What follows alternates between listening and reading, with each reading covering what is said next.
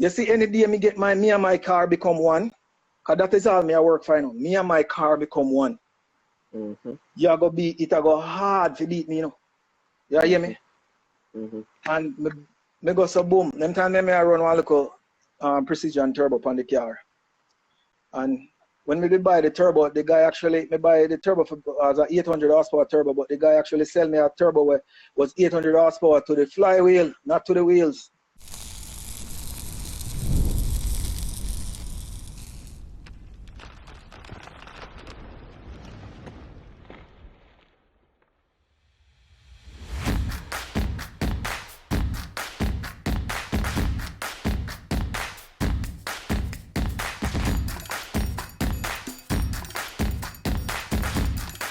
They have all the good stuff.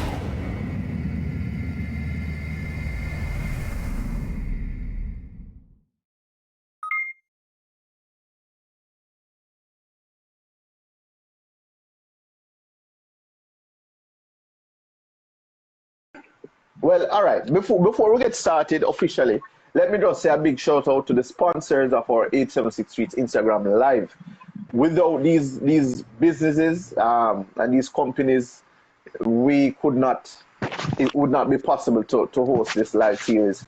So, Kenty Racing, Jamaica Race Drivers Club, Lube It Limited, WAP Performance, Squickly, Wrecking and Haulage, Boosted, Horsepower in a Bottle, Rocket Ship Courier Services, Zidot Performance, and Massive Auto Parts. All right, let us go. It is now 9:33. All right. So we're going to get started. We're going to go right into it. You're living in Cayman now, right? Yeah. Are you Caymanian by birth or Jamaican by birth? No, man. About a Sentence Bay Hospital. I went to Ocheras High School. So I'm really from the Ocheras area. Grew up around man like Chicken and Dapper. You know, Seymour, all of them on from Mago School. Whole works. So straight out. I mean, I've been in Cayman since 1996. Okay. Yeah. Okay. All right. Let us now talk about your introduction into motor racing, right? For persons joining the live who probably wondering, you know, well, I don't know this person, or who is this person? Well, let me tell you, there's this black R32 that you're looking on the screen now, right? Which used to dominate, right? Very, very impressive car. Which was what you were the racer, right? Yeah, man. I drove the car. Owner and racer. Owner racer, yeah. Right? And you used to race at Vernon Field, Jamwest. No, not Vernon. Just Jamwest. Okay, just Jamwest. Yeah. All right. Well. Because, yeah, but I started out. I used to have a brethren named Chris. He had a Pulsar, and he used to race at Vernon. So I used to go down there with him from like in a '97 them time there. Yeah. So those are the days. But my early days of racing start really at Orange Park. You know, me used to go watch Chicken, the great Chicken with the red starlet. I kill someone on Sunday evening time. Yeah. And so that's how the passion. That's how man, you got. I mean, yeah, well, I tell you, very competitive guy from ever. I mean, me used to race car tire. You understand me? Because when I grew up in a country, you know, you have season. So you have gig season, you have slingshot season, you have pop shot season, you have skater season, anything at all where the competition there. Me and I mig light. If a marble season, me and I mig light. You understand me? I mean, not top until maybe the best. So when I say tire, you mean you used to push two stick in a tire Yeah, man, and you use also oil? push. Yeah. Oh, well, yeah, when all tire get to have a hill with me, man, I run go down a bottom road and I lick down all people house, all them something, man. When we couldn't get grease, you know. Yeah. See, our ripe breadfruit we put in a tire. For grease up, you know, cause one thing with the tire, you know, you push it and it you know, it grease in it, you just stop on you and juke you all in your belly or in your eye or in your teeth. You understand? So for the competition, if may I tell you something, when we build board wheel truck, it's going to be the prettiest. When we build box truck, so it always a cause problem. Always a cause problem. Have to be the best. Yeah, and because of that, people envy me. You understand me? But me just have a passion where if me go do something, if me a garbage man, me go be best garbage man. Garbage collector. Yeah, yes. And you see when me become a garbage man, people are going to gravitate and they must say, Jesus, peace, me then was a garbage man could have do this or really. I just my kind of my intention behind all of my motives is to motivate people. But you have some people will take it the wrong way and them see it as a threat. You understand me? And it start to create an enemy kind of a scenario. But let me ask you something though, real quick, Patrick. This GTR that we're looking on the screen, it is a Japanese picture. It's not a real picture. You know this car? Yeah, man, that's my car. That picture was taken by a photographer named Carl Aiton. When I just got the car. Yeah, when I just got the car, I was actually on the waterfront. Bro, this look like one of the magazine photo there. Yeah, man, the car nice. The car really nice. The car really nice. But the car is not really. I haven't really raced the car per se. The car that I raced was the R32 that I have all the racing history with. But I really started out with a GTS, you know, a Nissan GTS. Yeah, and what happened was that in 1998, you have a little man named Tony Williams. And that time Japanese car never come a Cayman yet. And Tony Williams brought in the first couple Japanese cars. And one of them was a GTS. And I, because one of my friends that lives in Otrius, he had a GTS. And we used to go, somebody in the comments say you started with an Evo. Listen, I tell you history now. So I tell you what So because these are things where a lot of people them don't know, so them just assume. So tonight is when they must listen and they will learn and understand who me is and where me coming from. So my brethren now used to have a GTS, and I tell you say there was nowhere in Jamaica that we not reach too quick. The car was just a machine and the man can drive. When we talk about when the man is heel and by GTS, you mean Nissan Sunny GTS or Nissan Skyline? The Nissan Sunny GTS. Okay, got you. And and the man so I fell in love with the car from there. So when I came on now and I saw that Tony had a GTS on the lot, I said, whoa. So I went and I get the number and I call Tony and him tell me a price, and like he would have tell me 7,000 and I ball him down to about 6 grand. Negotiate and him say, all right, give me the car.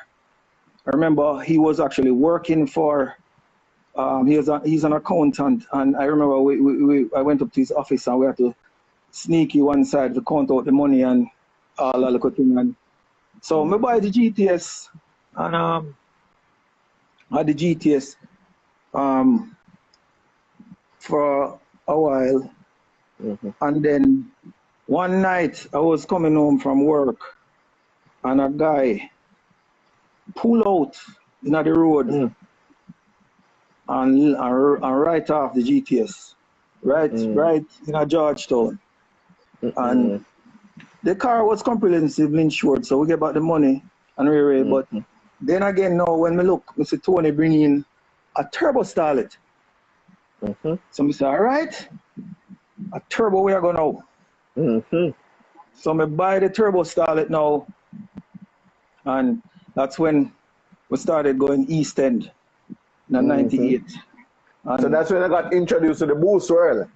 Yes, because you see how Aspire talk about when the man I say, which part it I show a turbo there.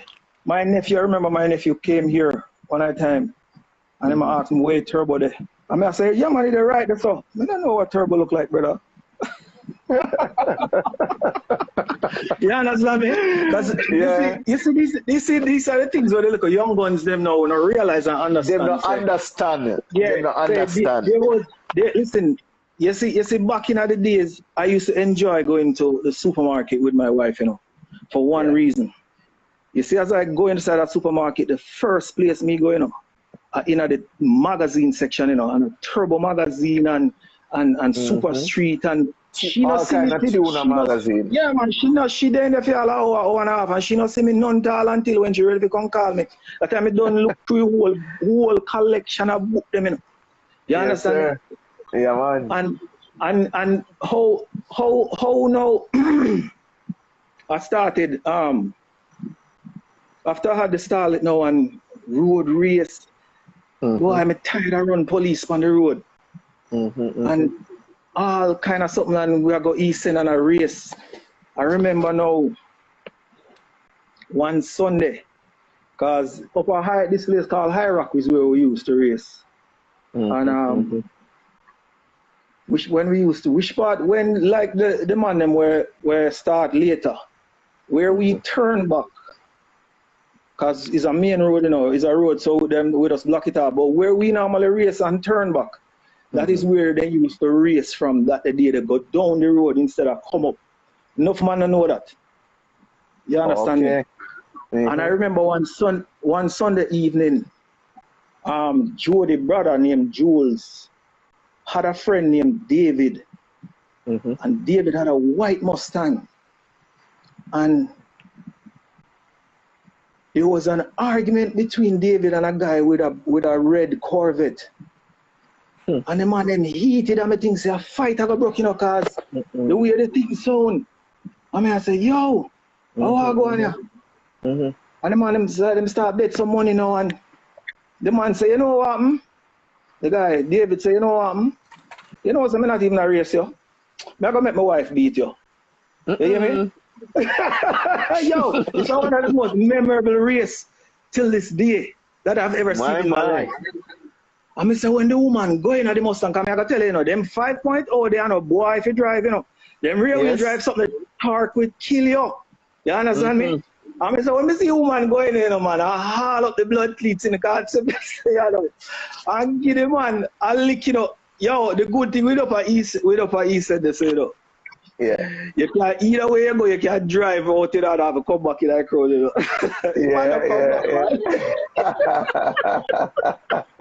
Yo, the man put a piece of lick for the brother.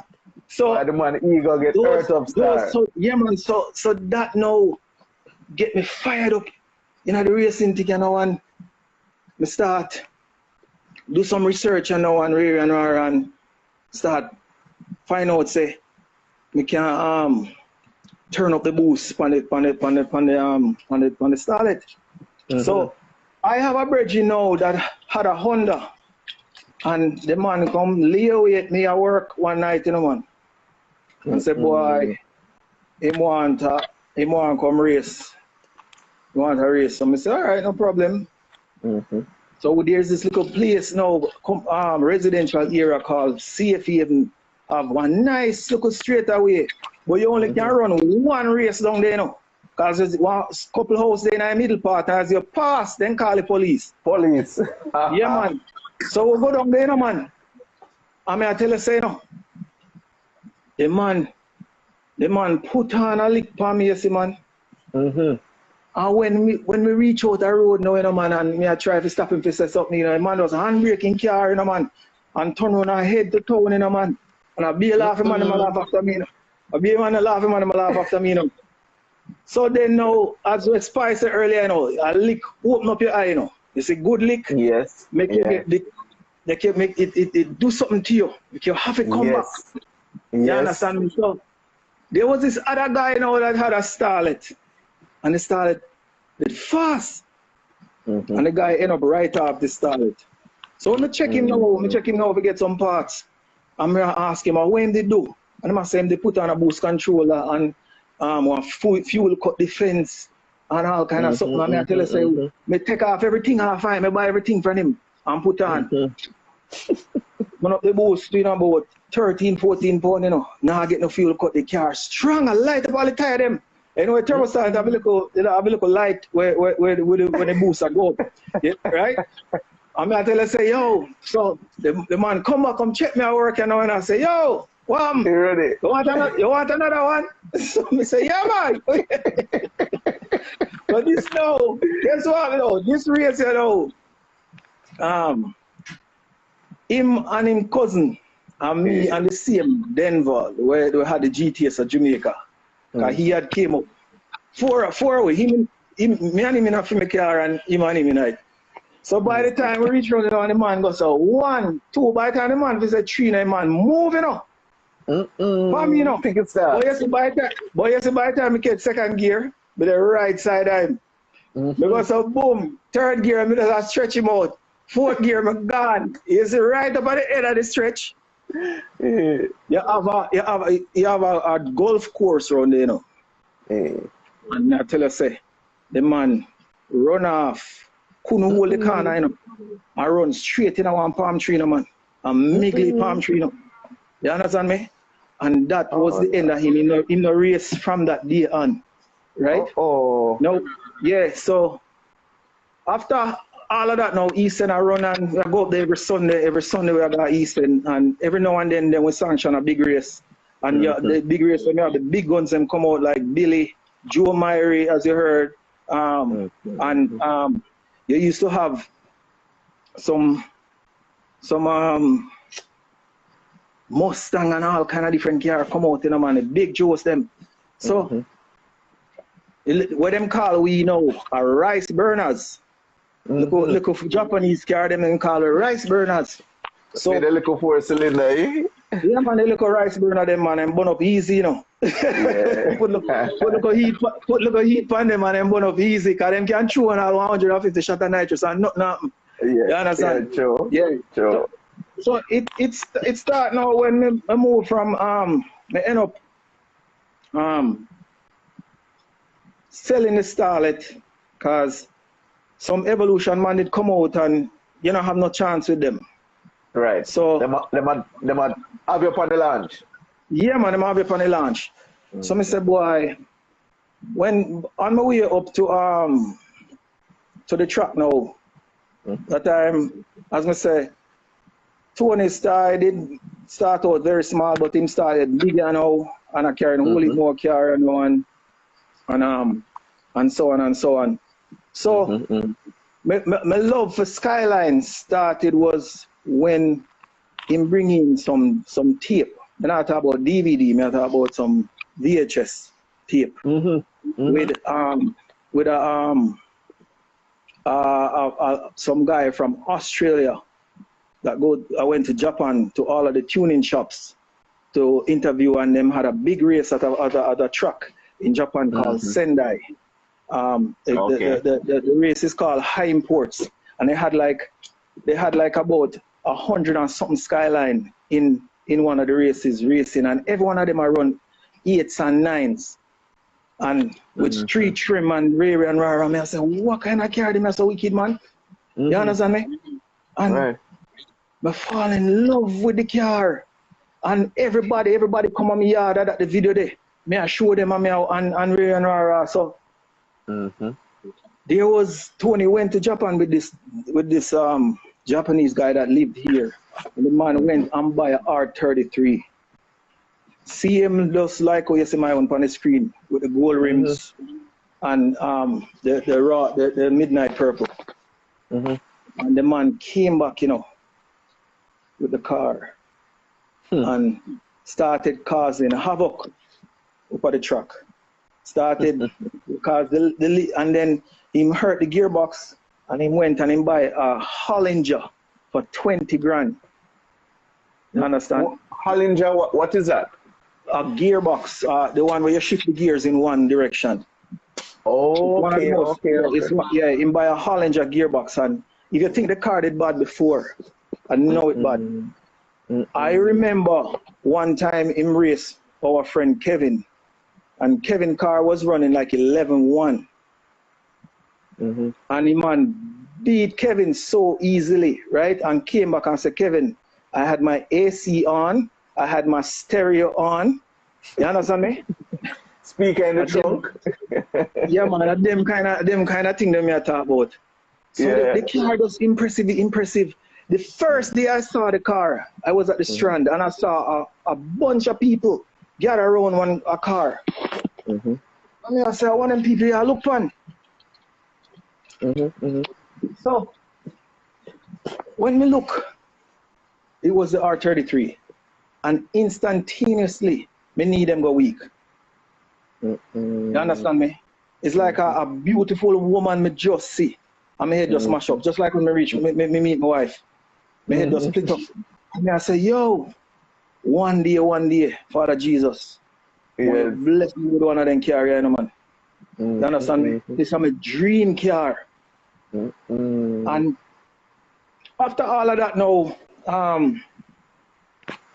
sell the Starlet and was trying to search your car, and may I drive past, going to the truck one day on Sunday.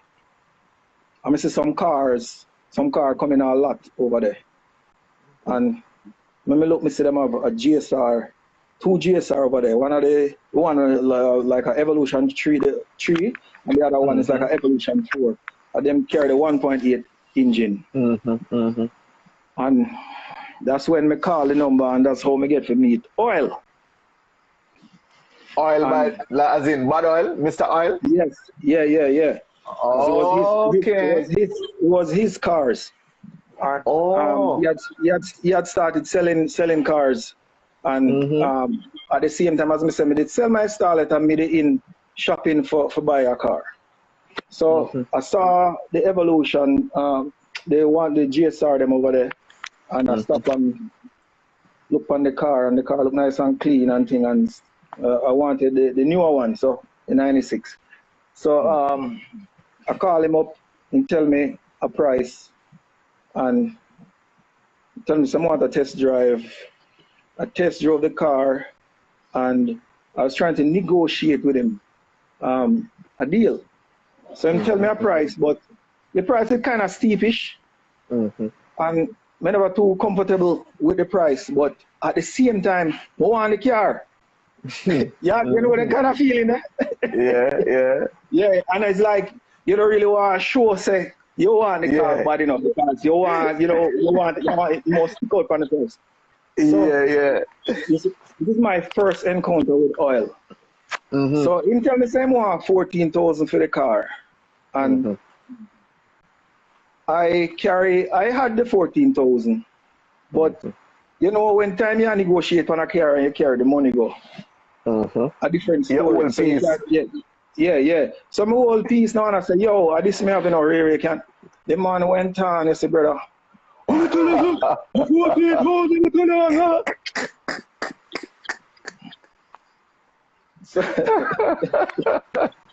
The man dark me up, brother.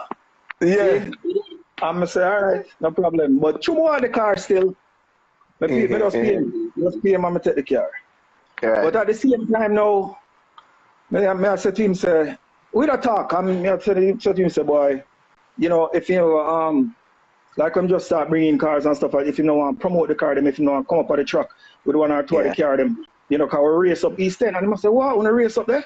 I say, yeah, man, we race up Iraq, we go up there every Sunday area. And I said, boy, I don't know nothing about racing, you know.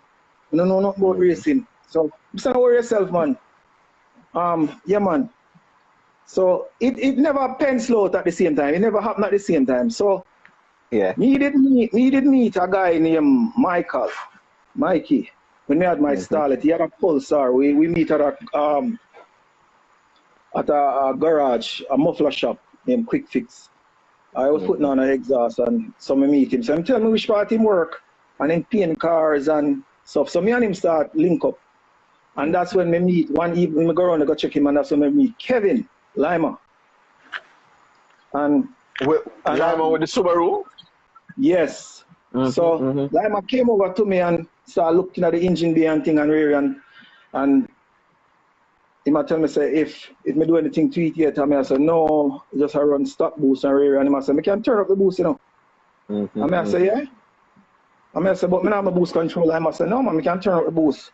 And the man take one piece of iron, you see, the man take one piece of iron and lick your waist and bend your waist get rod.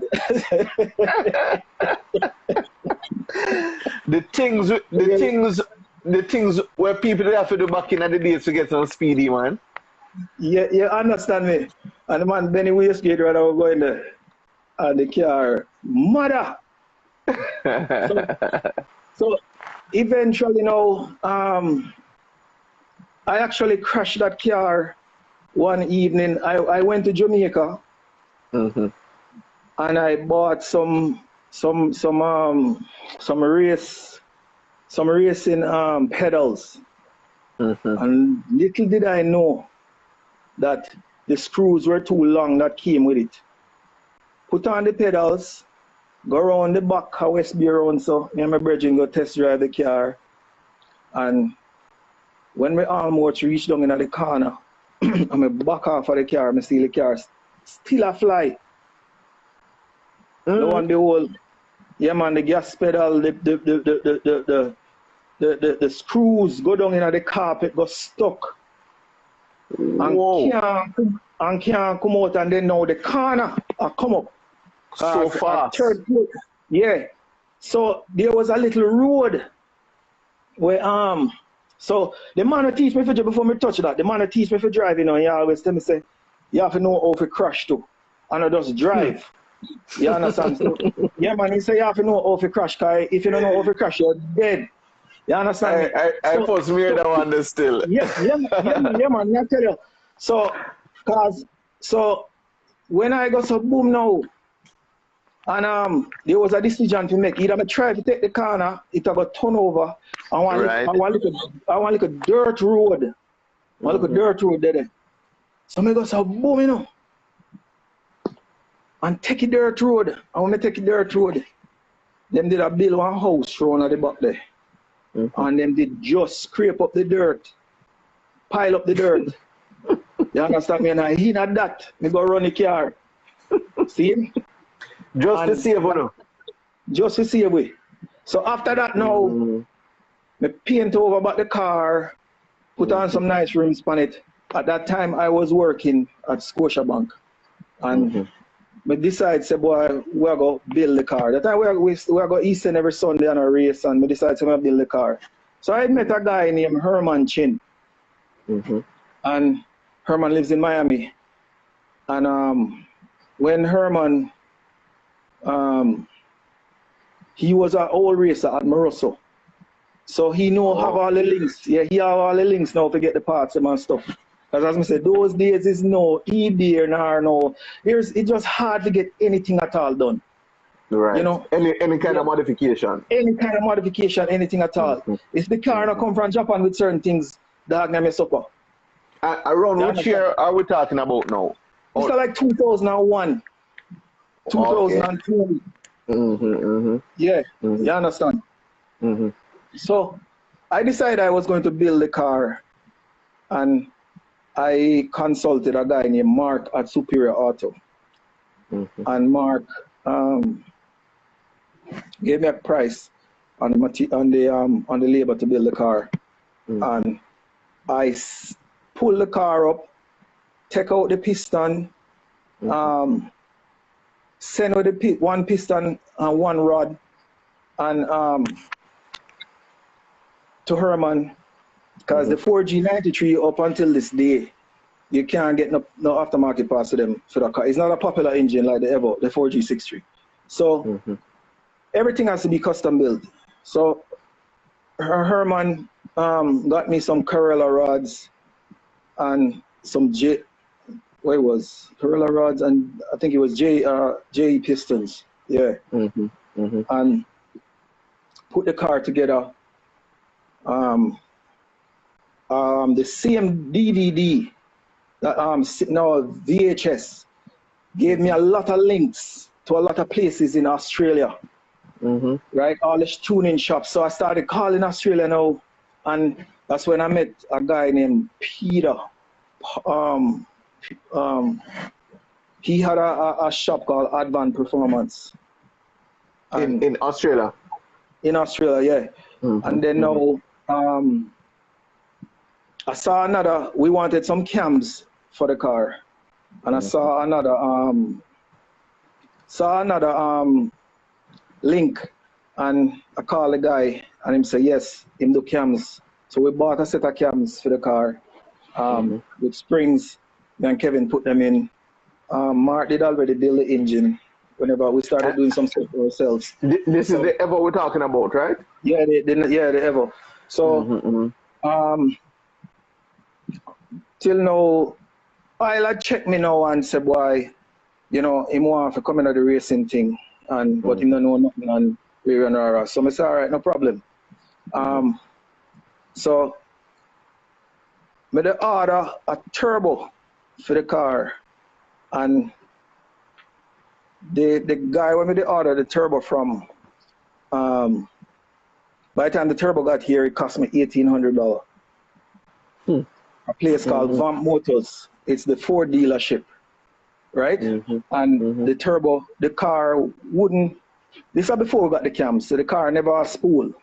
The turbo was too big for the car, basically. Okay. So I said, you know what? Kevin said, get the same size turbo, but get it in ball bearing. So when I'll check me now, me tell him, so me I go order some stuff, and him say, all right.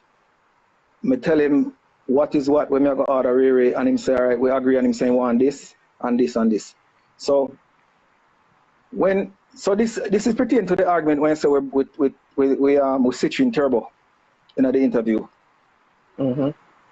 Right. So when I order a ball bearing turbo and I order a regular turbo for him, because that was what we agreed on.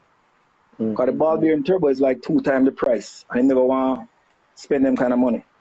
Right? So I buy a wastegate and an exhaust manifold.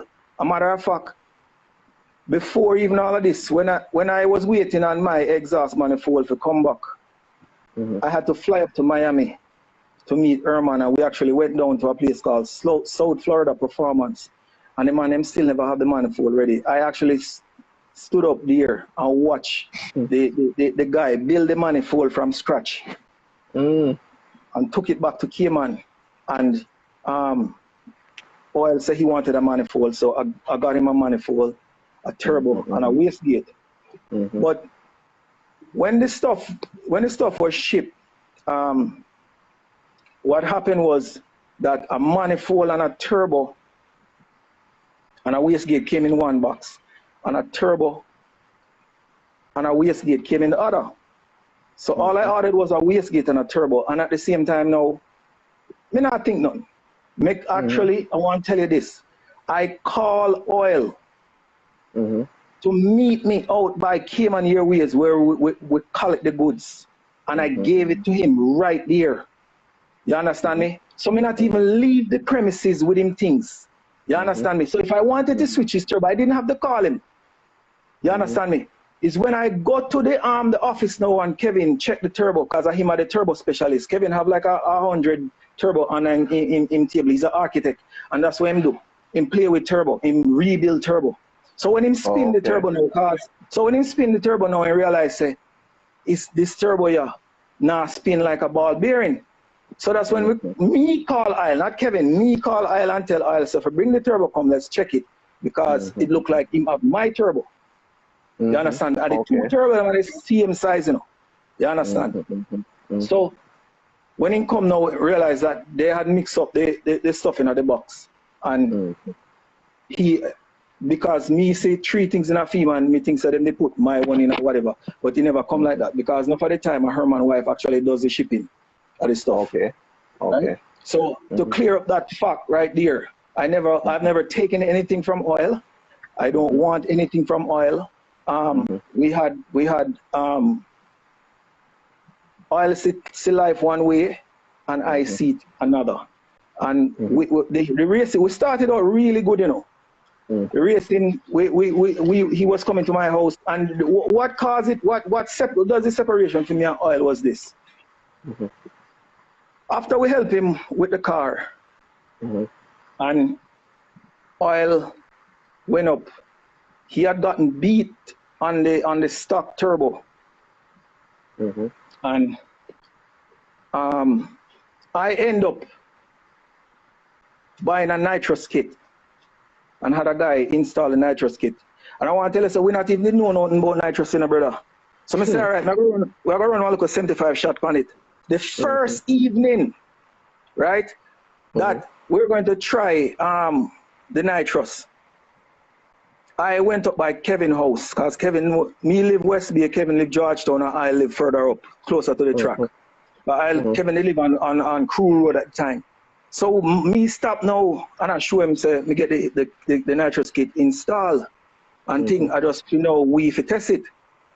So me never have on the line on the nitrous bottle. And you see the handle in the trunk, the piece that hold up the trunk. When me and Kevin go like so now, when me go so boom now, me show him the bottle now and me go so boom now and I pull down the thing. It got turned on the nitrous and me and him run off, you see, brother. And jump one wall, you know, man. Cause we swear say it I got blow up now. Because I didn't see a movie, that's all. Exactly. So that's what I try to tell some youth, say them don't even know where this thing here come from.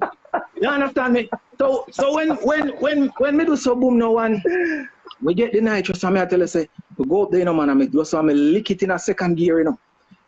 And it buck. But we don't know why it buck. But you see when he come in, brother, he just run in a gear and limit time, man. I say, yes! This you know. Please. So me even we had let's say the Patrick. We had let's say Patrick. Yeah, so all the time you know. After we do some, we still not even figure out about the buck, but we not even worry about that. You understand me? Because when the thing come in, it mad. So we said we needed some management system on the car. So Kevin said, all right, we could get a grade E management. And we get the grade E management and Kevin wire the E management in the car. This was the first Rhino, you know. This was the first Rhino. Him actually him named the car right, the black Rhino. And then when he had theme car, him actually named it the Rhino as well. So you see all the waste gate where you see them are put through the hood. I mean I first man do that. I can send you a picture and show you from 2001. When me put it through there, you know what then start calling me, say me are the jerk pan of Jamaica. So we are the jerk pan. I jerk pan style. You understand me? Jamaica. You understand? We were the first person to use a laptop to tune a car in Cayman. Me and the same line. And we get that GSR for run 11.4. I had one issue with the car, a clutch issue with the car. And it was holding us back at the time. But won some races, beat up a lot of people. And I remember when Oil saying want to feel the nitrous and I took him in the car. And when me squeeze the nitrous in the second gear, remember they look on his face, I'll know when turn on and look on me with his mouth open and say, what? And he give me the money to buy a nitrous kit the same time. You hear me? And when him buy the nitrous kit and put on the other pig, on the little pig, he actually named the nitrous the grammar zone. You understand me? And he start calling the pipe the grammar zone. And him did, as him tell you, say, him did get licked by one of my friend with another GSR, and the youth did I tell him say he roast a pig. So he built up a big feud and rah and whatever. And when he put on the nitrous on the car, me can send the race. The brother come out of the hole and aisle when aisle run past him up top there. Cause you can't see when he buck, you know, when he kiss switch, you know. Nitrous come in, man. Yeah, man. And I lick him back and remember me tell you, nothing happy so. You understand me? You understand me? And I want to tell you, me and Isle went to the finals. My car had a bumper issue where the bumper keep on a trigger the light. And eventually I had to take the bumper off the car. And as I go out the light to line up, it triggered the light, so I lose the race. So you're red light. Yeah. So the next meet now, and everybody happy. We're all happy. My yard will come out, sit down and we chat about it, whatever. The next meet now, him and Kevin reach a final. At the time Kevin Subaru run good, you know, man. 11-1. The car run back then. I mean, this is the 1-8 we're talking about. No, man, quarter mile. Hold on, sit up in. So you used to have quarter mile racing in Cayman? Yeah, man. So yeah, man. This is up a high rock now. It's when them build the track now. That the track became a 1-8 mile. So when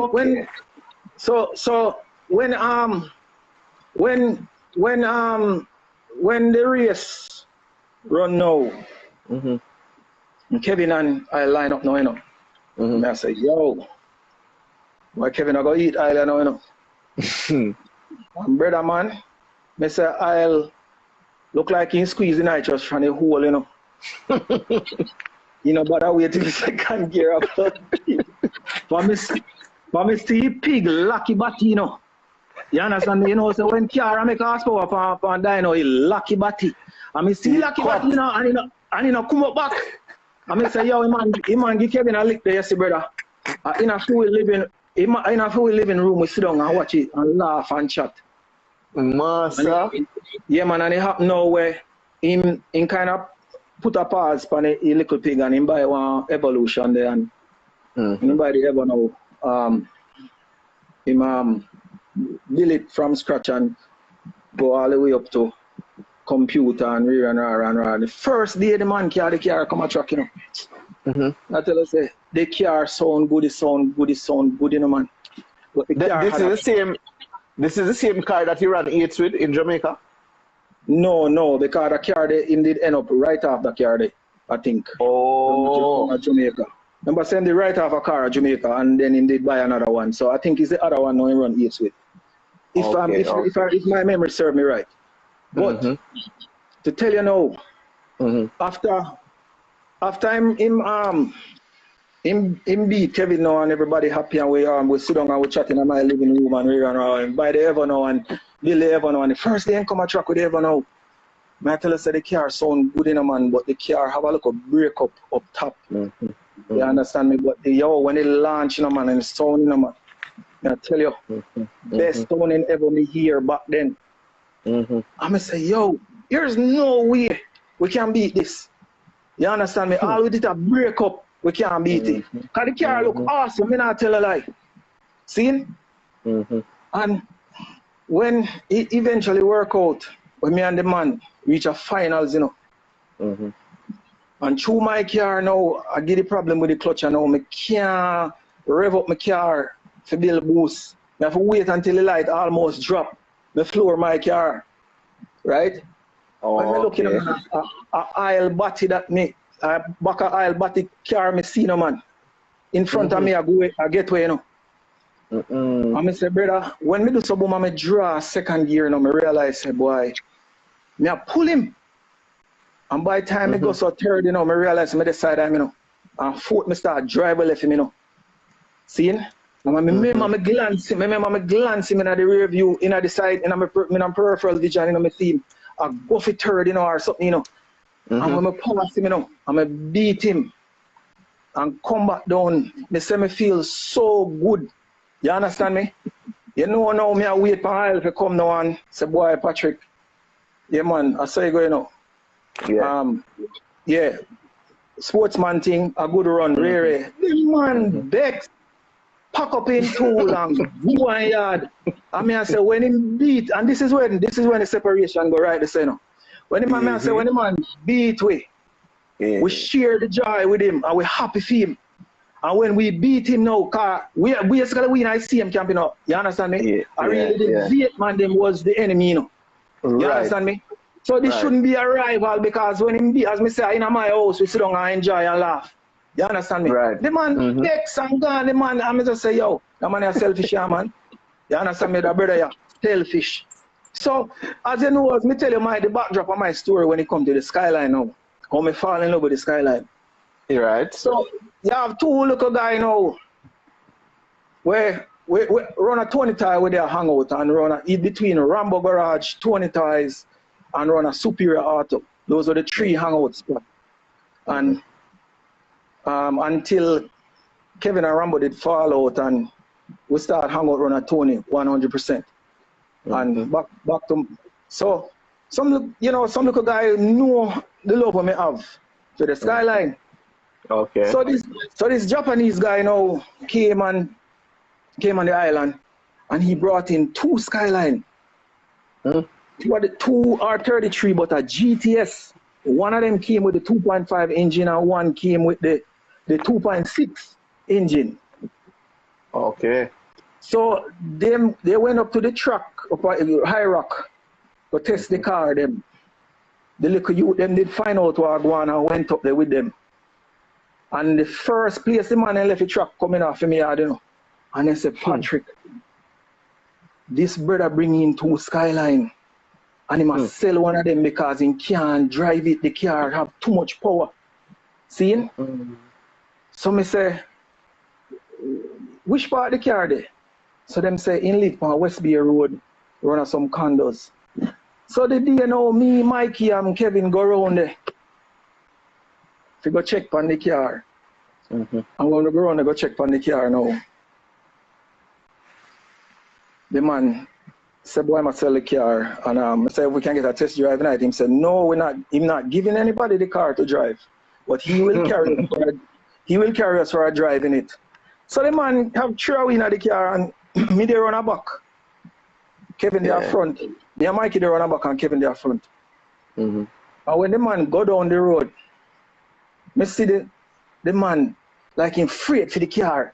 Every time I wait till the traffic clear up first before, and then me see him put the car in at the middle of the road. See him on the white. So half of the car on the white line and half on the other. So when the man floor the car, we hear I mean I say, oh, what is how them a call fast, man? They don't know power. You understand me? You see when the blouse and skirt all dirty T88 34D coming, brother, man. Jesus, peace. Me say, yo, every man I try to find someone to come out of the car. You understand me? A whole way I try to make to come out of the car. We have to top. See? So me say to the man, say, next question, how much you want feet? The man say, at 14,000, I buy the car from Isle Final, the 1.8. The man say, I want $18,000 feet. I say, no talk, make nobody hear. How much I say, I want feet? You understand me? Yes. So, I said to him, say, all right, I will give you 17 for the car. Yeah. Tomorrow morning. He said, I really 18, he want feet and rah. And he said, you really have the money? I mean, I said, yeah, man. Because it's Sunday, we negotiate, and we come up on a price. And we buy the car. And when we buy the car, everybody, I tell you, the day I was working for a company called Financial Integrated Services. And when I went to pick up the car, me never know say so much man know about the deal. The amount of man they run at the place, I wait for me to go pick up the car, and I couldn't believe it. I came on with it, so every place small, so any little thing. News I know fast. Yeah. So when I go so home, when I pick up the car, I wasn't in the business of shopping for a car or anything, you know. Remember me telling you, a Skyline me love from morning, but me couldn't afford one. You understand? Right.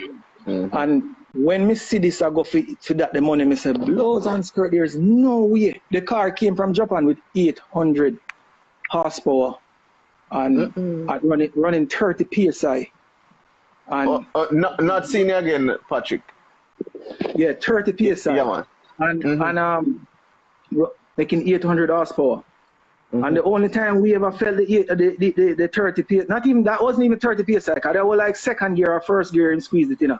So it never make the boost, right? We took off. It came with a HKS boost control and Lima, turn it off. So it was only running the boost now for the wastegate, 18 PSI. We said we'll take a little time and learn the car and gradually turn up the boost. Until the day the car crashed, the boost never turn up. Can't drive. Listen to me. Me say. So hold on. 1 second, Patrick. Which car is this we're talking about now? This is a Burgundy rear wheel drive that I can send you some videos and stuff that I had. When we carry the car go East End the first Sunday, the car drew a crowd, you see my youth. That's the Skyline. Yes, man. Everybody start talking about Patrick, you know, with the Skyline. And me did done already create a reputation already with the GSR. Whole heap of people me beat up, whole heap of me beat up because I say anything me tell me I do, I go do it to the fullest. I'm gonna do it to the best of the ability. So I go East End with the car now, and when I go East End with the car now, I give every man a drive off a car or I give them a drive in night. Yeah. And when me give every man a drive, you know, I'll alone did left, you know. I'm say, I'll your time, you know. I say, no, you know what? I say, all right, no problem. Man dark me up again. So we had a little bridge named Kirk, you know. And Kirk I tell me, say, boy, the man furious. Say me buy Skyline. And when me get money from to buy Skyline. And Kirk said the man I search the whole of Japan to find something to kill me. And that's when he buy the Supra. He buy the Supra because of me, you know, to kill me. You understand? The pretty Supra? Yeah, man, the pretty Supra. And me make him buy that Supra, the man. You understand? He buy the, yeah, man. You can, all right. Me have a voice note where in Kirk I help him every evening. I search the internet to find something to kill me. You understand? So the feuds explode now with me and him. Okay. Because now, as me tell you, my understanding of who Isle is Isle is a bully, and if you allow Isle to push around, you'll get pushed around. But me a big man, and me a push my own door. I mean, I need nothing from Isle. Me never take nothing from Isle. I mean, I want nothing from Isle. You understand? Me help Isle out of the goodness of my heart and bring him in a racing and give him something we love and enjoy right now. You understand me? All of the things that we come through me with the Isle, in love it. Super in love it beyond measure. I not even drive it. You understand me? We in love it. You understand? So all of the good things, but I saw the things set up me youth. You do some good things in life to people and them take it the other way. Now, as me say, everybody else happy for me. Him couldn't happy for me. You understand me? And I saw the things set up. So the feud start from there and then. And me and him never end up racing back each other until we go Jamaica. But in between that so hold on, so you didn't actually race at Jamaica? Yeah, man. And he beat me at Jamaica. He run back through me at Jamaica, and he actually come over and tell me, say, he run through me. When me beat him, me never tell him, me never got him and throw no salt in his own or say nothing negative to him. Even though one time me and one little brother talk, and me did tell him, say, yeah man, me did beat I'll run through him. And he must go back and tell him, or whatever the case may be. But me never tell him face to face. Right. Say, no run through him or whatever. And it's not because me fear of him or me have any fear from him, but me know how I'm stay and me just never want to hurt him feelings anymore. You understand me? In the done already Bex and Ray or whatever, take back up in things and go, so me just say, all right, call it that. So I just that. But it goes to show you, you have some man in the game is that them can chew the lip, but then can't take it. They can chew the mouth, but then can't take it. You understand me? So it all happened now where me give many guys the first. Remember, me carried Jody, because Jody was going to school that time, and the first time I meet Jody was the financial integrated services that I used to work. The boss used to play squash, and him and Jody was used to play squash with him. So when Jody come down for holiday, Jody get a work over there, and I saw me meet Jody. But me didn't know of Jody before, but actually meet him was that time, because he had a Honda, and one of my brethren actually buy the Honda from him, and his brother Jules now. Jules checked me one day for driving at the Burgundy Skyline, and I carry Jules, and Jules head mash up. You understand me? Jules head mash up. Jules, I said, Jesus and peace. What a car wicked. So it happened with the guy we leaving the island now. And now see again, Patrick. Jules end up buying the silver one, because the guy had two. But the silver one much tamer, and the big Juice thing. Right? Okay. And I saw Jules end up buying the Skyline, you know. So meeting Jody now, and we one day we plan a trip to go Vernon Field. And this were me, Jules' son-in-law, brother Malsha, Mikey, Lima went down. So this is when all of the Cayman cars were competing at No. This was before, this was before any car actually got Jamaica. Before Isle got Jamaica. Right? So so we went to Vernon Field the day before the race. And Kevin had a brethren named Paul. And Paul have a brethren named Howard. And both of them, as me remember, took on Williams' brother. So there was a 3-car race. And Williams' brother actually beat them. And Williams pack out in gun and bust a couple shots in the ear. And that did just mash up Jules' head. You understand me? So we want them to remember them thing there. You understand me? Say, we carry them go to Vernon Field the first time they go to Vernon Field. So as you mentioned, Damage, I just want to say a big thank you to Damage, because when I bring the car come Jamaica, Damage did all help me out with all the gearbox change and thing and so big up Damage for that.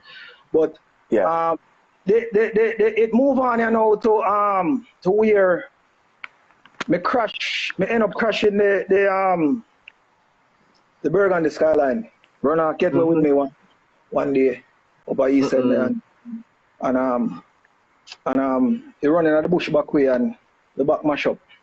So R32 or 34? That was the 33, but rear wheel drive. 33, so, okay. Yeah, so if you ever come a Cayman, right, you must ask them which part Patrick Lane and Kevin Avenue there here. Well, so, Spy,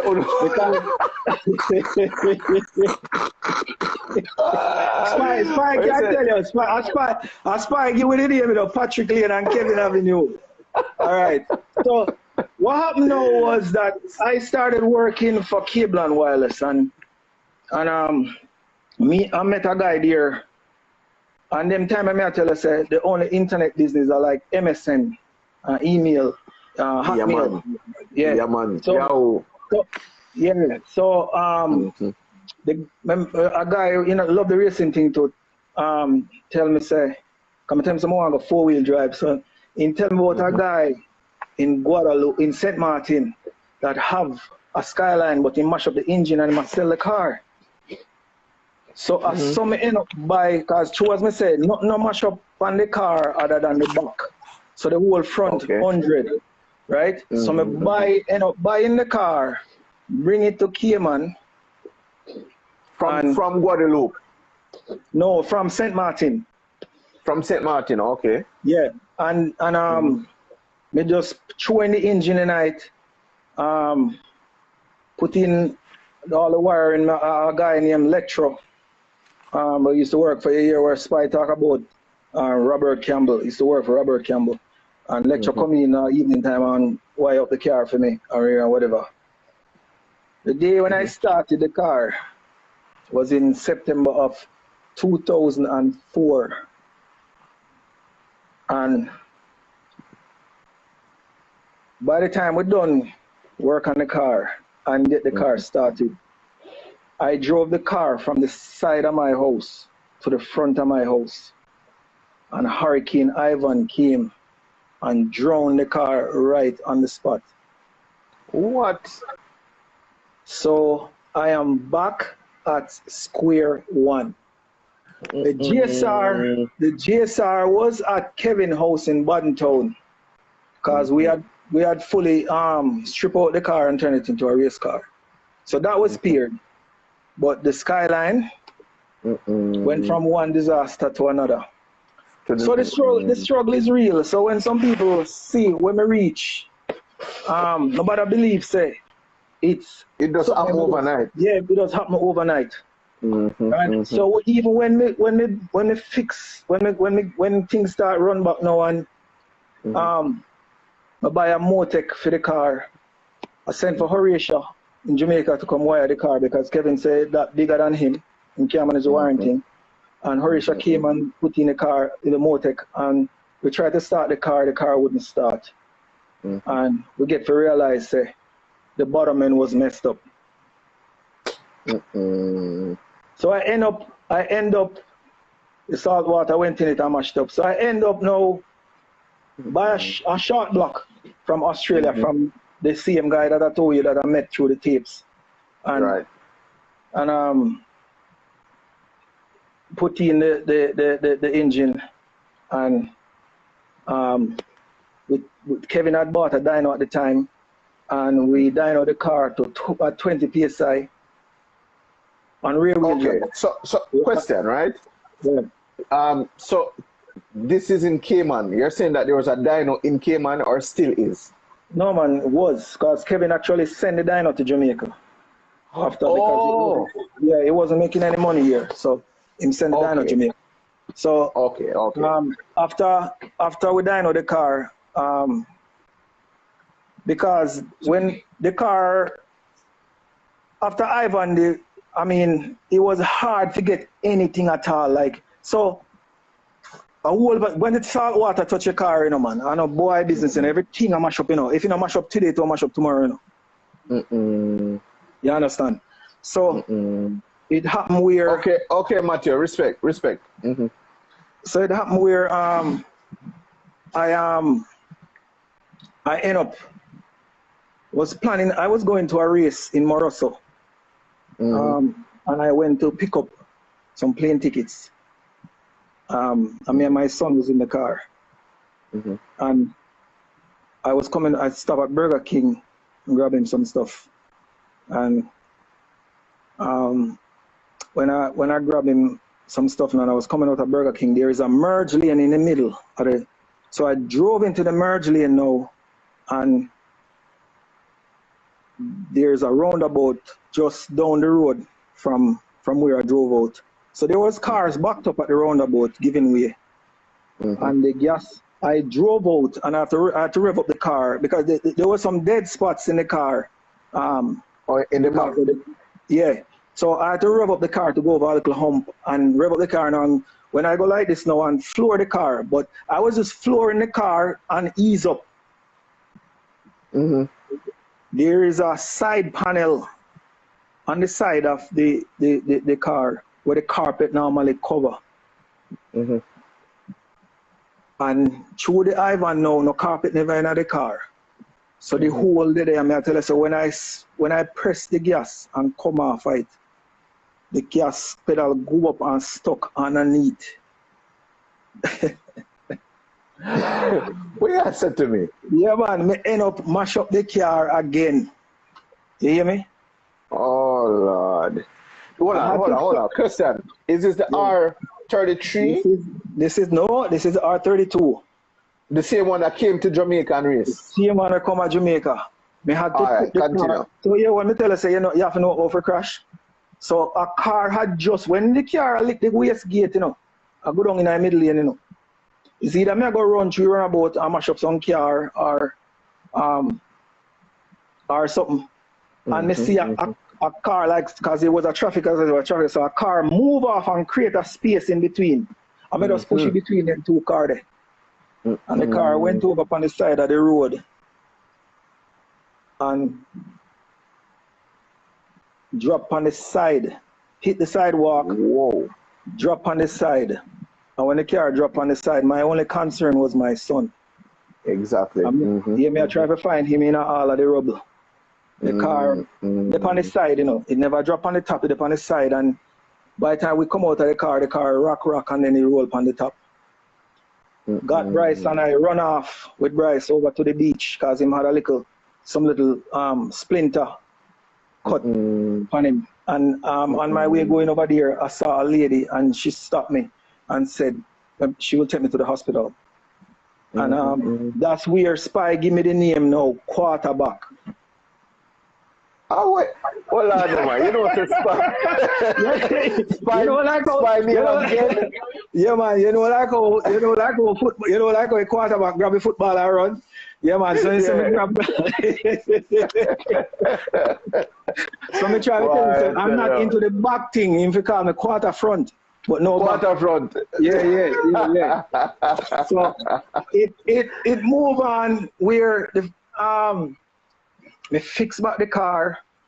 Well, all right, let me ask you this though, Patrick, because persons in the comment are asking, like, if you know, like you couldn't neutral or if you couldn't sink the clutch or. All right, there is a saying that says strong in a situation and strength in a situation is two different strengths out of a situation. You see, when you in the situation, as me tell you, the car in the limiter and the wastegate, and I'm not talking about busy, you know. You understand me? A sideway business and all kind of something. I fight the car. You understand me? So for me, if you think about, there was no thought more than me I look somewhere to put it. You understand me? Okay. You understand me? That was the only thing that came to me, because as I tell you, it was a point of no return. It's not something I could have stopped. It happened so quickly. Yes. And the thing about it, unexpectedly, because it's nothing you think about. You understand me? And that was what reached me. And all of that, we came out. We still go to the race the next day, you know. We still go Moroso. Me and Bryce still go Moroso that day, the next day. Right? Go watch race and break, look like the vibes and rear and come back. The only thing that damaged on the car was there was no braking glass nor nothing. There was the fender and the wheel that hit the pavement had got damaged. And everything, the same fender we fix back, whatever the case may be. And and put the car back up into running. So it all boiled down to now, I have to go fast forward somebody. And I fast forward somebody to know. But Patrick, know yourself. We have to go do a part 2 for this one too. So know yourself. Yeah. Cause enough thing we not touch it. Yeah. So when forget the car after all of that now, me get the shit. Me just go through. I even just come through and mash me up, you know. And then now me go now and mash up the car again. And when we get the car fixed now and start back, I realize the car I give a miss or something alright. When we check it out, the car leak bearings. The Skyline have bearings problem. So when we check, when we pull up the engine now, we realize the crank bend. Probably from the impact. Okay. And with me buy a crank from a bridge in a Fort Lauderdale named Nigel. Was it? Did I buy a crank? I think I took the crank to Ernest. Yeah, Ernest, one of the machinists who helped me out with the car. Big up Ernest. And Ernest, she said the crank then, and him saying can straighten it. And him straighten the crank. Really? Yeah, man, him straighten the crank. And we put it in the crank back. Bam, all the bearings issues solved. And it is that the same crank that run a Jamaica, go Antigua, go Guadeloupe, and do about 1 million parts of Cayman. The same one engine there. After, whoa. Yeah man, because guess what now? When we build the engine, we build over the engine, me and Kevin. Even one time we'd have some head issue, and we send the head to Jamaica and come back and still have the issue. And when they did buy a head, one of my brethren, O'Neill, did pass away and he did order a Skyline engine. So when the engine actually come before him they dead before the engine come. So I actually buy the engine from his wife and me sell the bottom end to a guy and me take the head. And me take out all of the valve them now. And Kevin I said, boy, he don't know what the problem, And I said, all right. So me take out all of the valve. I take out one of the stock valve and one of my valve to measure up. When I realized the valve where the guy in Jamaica put in the car too tall. Because him put some valve in there and cut the groove himself, you know. The same guy every year, I think Spy mentioned him one time. But every time you rev the car up to 2,000, 3,000 RPM, it'll push out the shim out of the bucket. Right?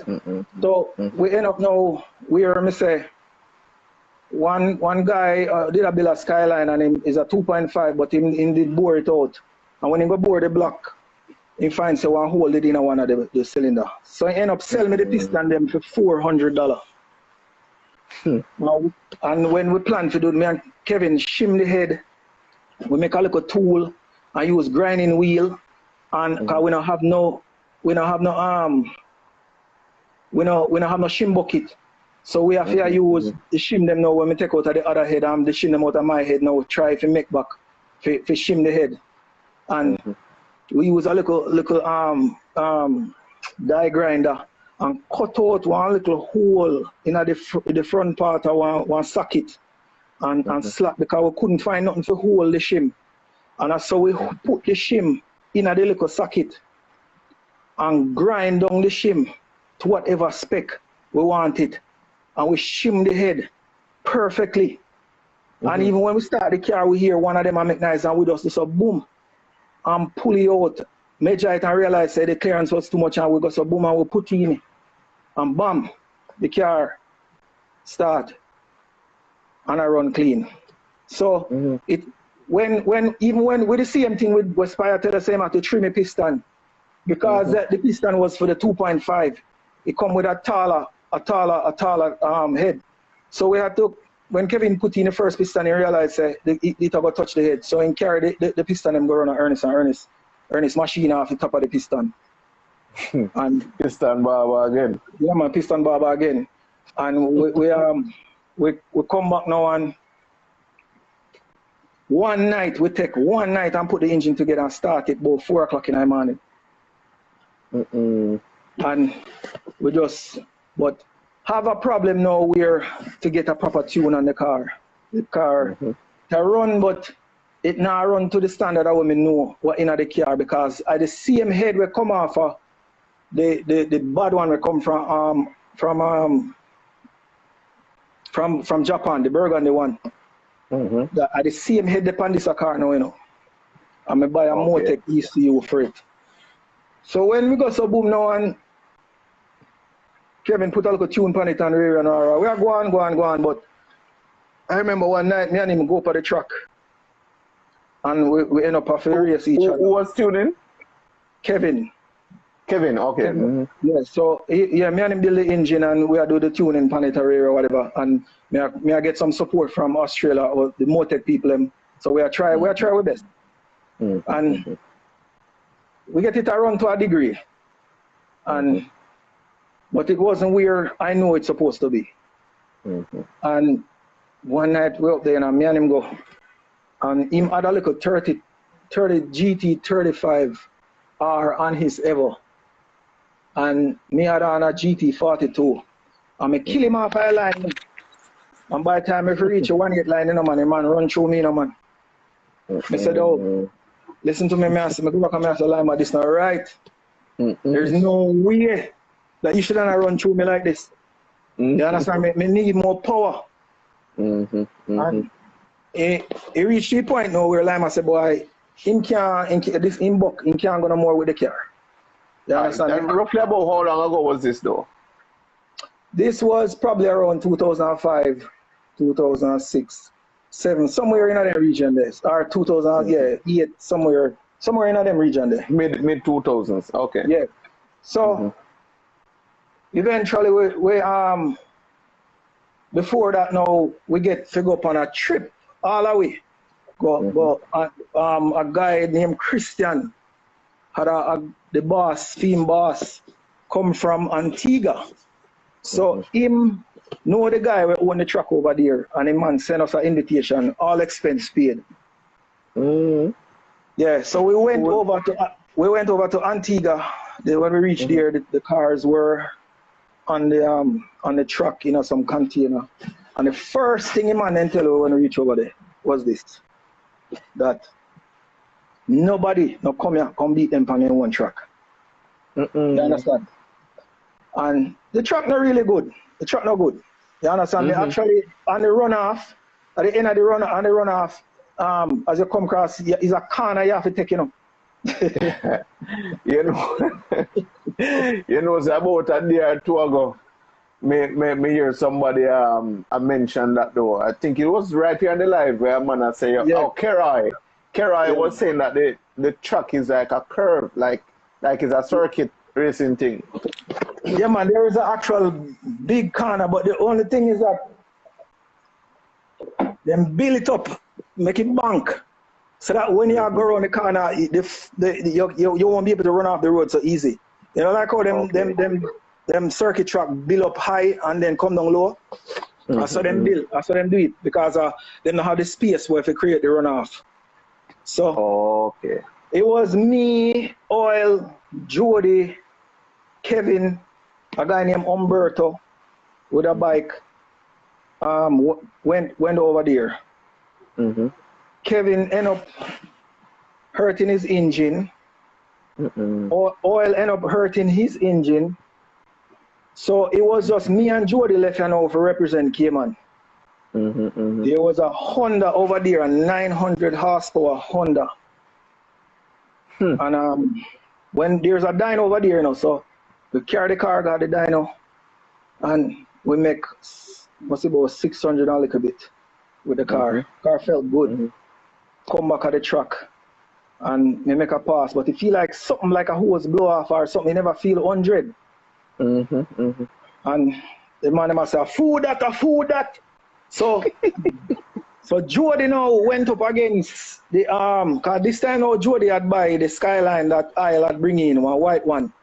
A guy named David bought it from Isle, and then Jody buy it from David. And when we go so boom now, Jody go up against this Honda, I mean, I tell you, say, man, run through Jody up there, man. You understand me? I mean, I tell you, say, the place erupt. You understand me? And the man must say, boy, you see, we tell you, nobody come on this and beat us. You understand? Nobody.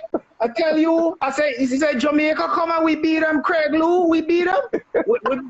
We beat Puerto Rico, we beat everybody.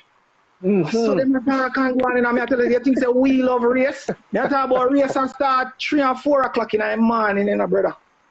I talk about say, as far as your eyes can see, man, people, man.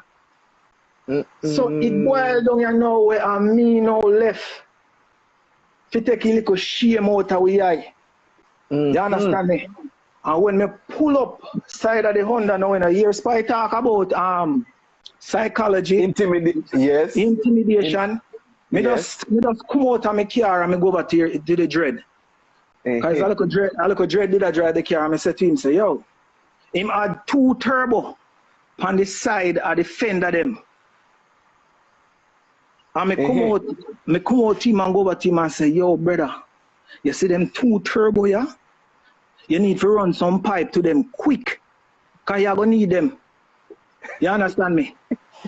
And brother, man, let me tell you so. The gearbox give me a problem from them days, You hear me? Yeah. and keep on putting it on the back burner, putting it on the back burner. First, second is perfect, but when they go figure third speed up, that give me problem. First pass, me make man, me not catch it third. And everybody knows it give me problem. So the gearbox have a way if it tighten up on you when you burn out, Right? Okay. So my little trick around it now was once me burn out, me just free up back the gearbox by put it in 1, 2, 3, 4, 1, 2. Yeah, 1, 2, 3, 4. No, just push it back and forward through the grooves. 1, 2, 3, 4 to release it. To release up back the tightness. So me go so boom now, And when me line up, man, and the dread come beside me, man. And all Honda, man, and all two-step come in a bus over there, man. And I tell you, say, when the current come, I me leave him on the line, brother, because as me say, me give him a spy special. Me give him a spy special. And me can hear him on the back of the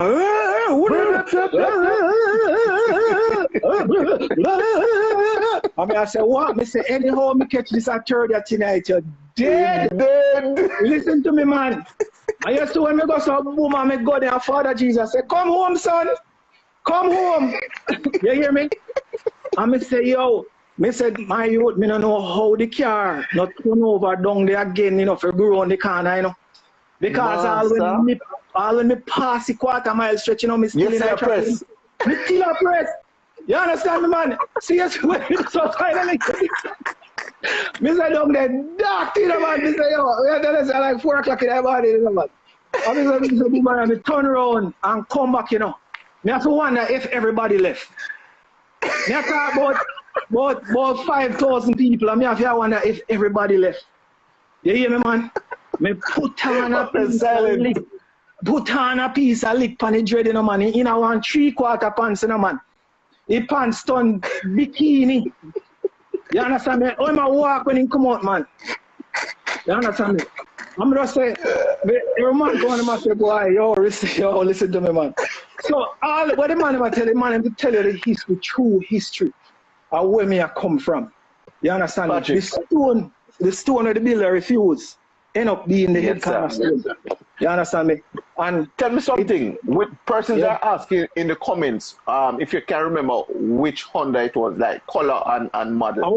One red Honda and a guy named Cliff own it. One red Honda, a guy named Cliff, and him own the dyno. No, I think the last time he was the owner of the dyno. Yeah, a guy named Cliff. He would own the dyno in Antigua. Okay, Yeah, yeah, yeah, man. But a big juice, man. But as me tell you, big juice no win race. I'm gonna show you. Alone no win race. I'm gonna show you why. When I came to Jamaica, all right, so me still never satisfied with the car. We come back a Cayman.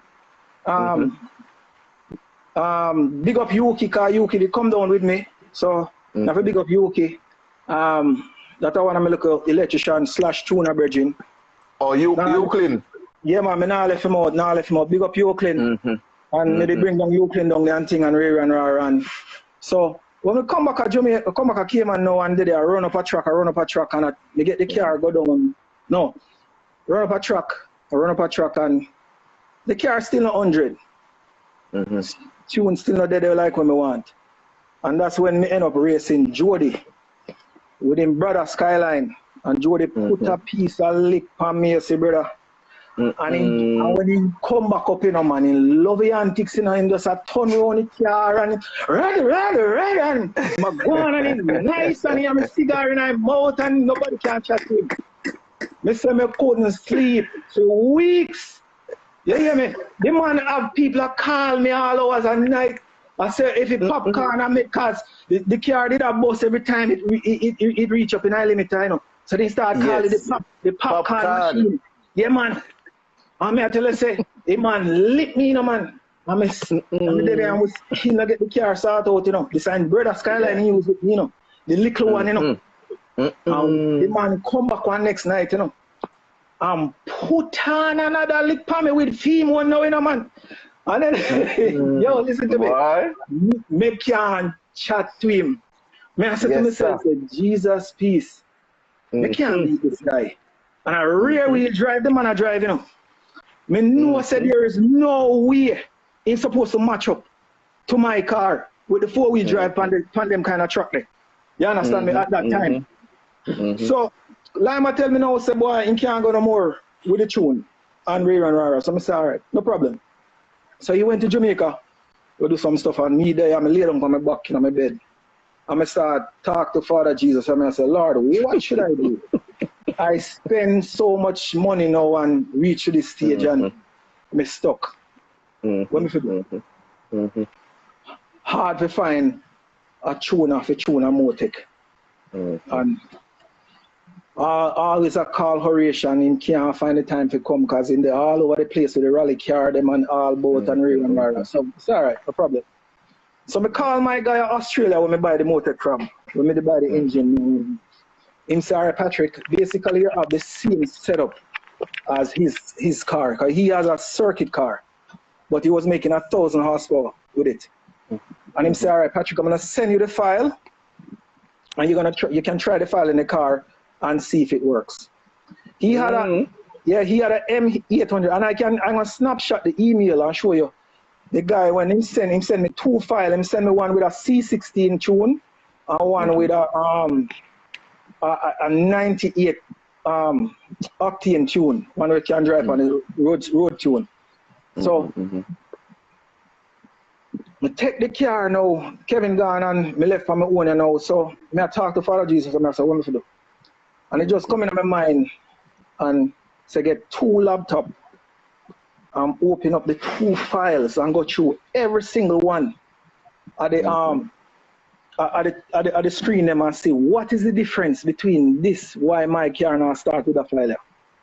Right. And when me go in at the auxiliary outputs, me realize say the output where him have the his fuel pump on is this output that I have my horn or one of them something upon.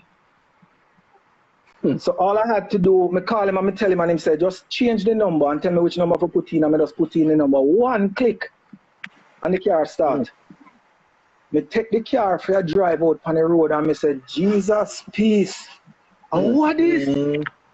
And what is? This is what me I search for. How long?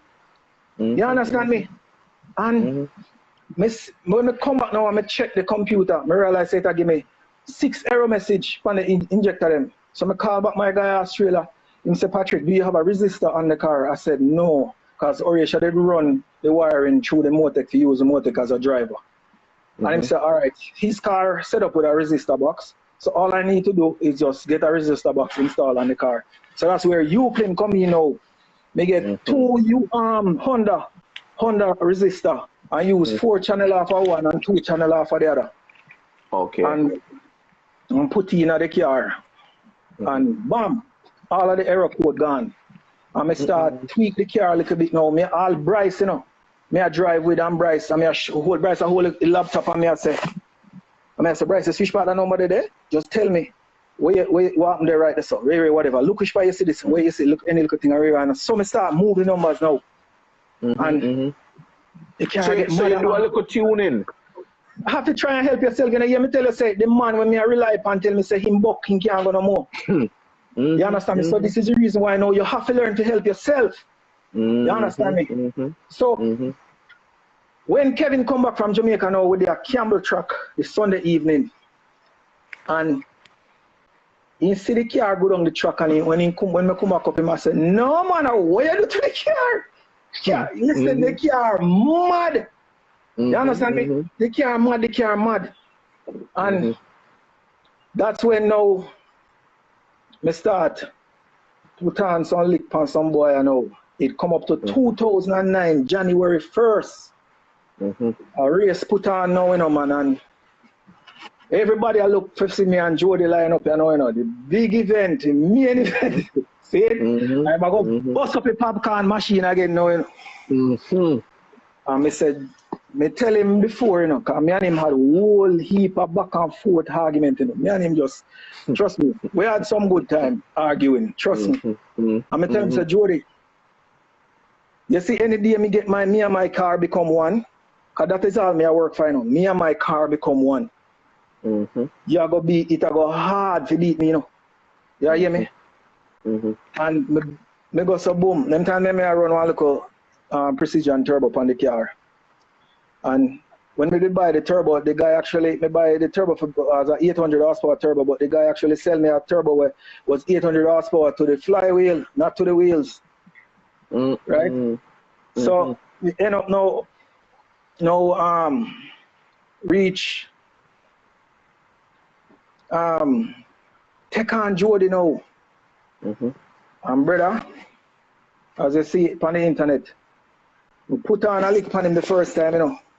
The man come back, the man a complain, and the man a say, boy, he missed third speed, and rear and around me. I say, all right, Jody, no problem. You want to go again? And then come. And I put on another lick on him, you know. And when I put on a lick on him, the man still not satisfied, you know. The man still argue and I say something and rear. I'm say, all right, Jody, come again.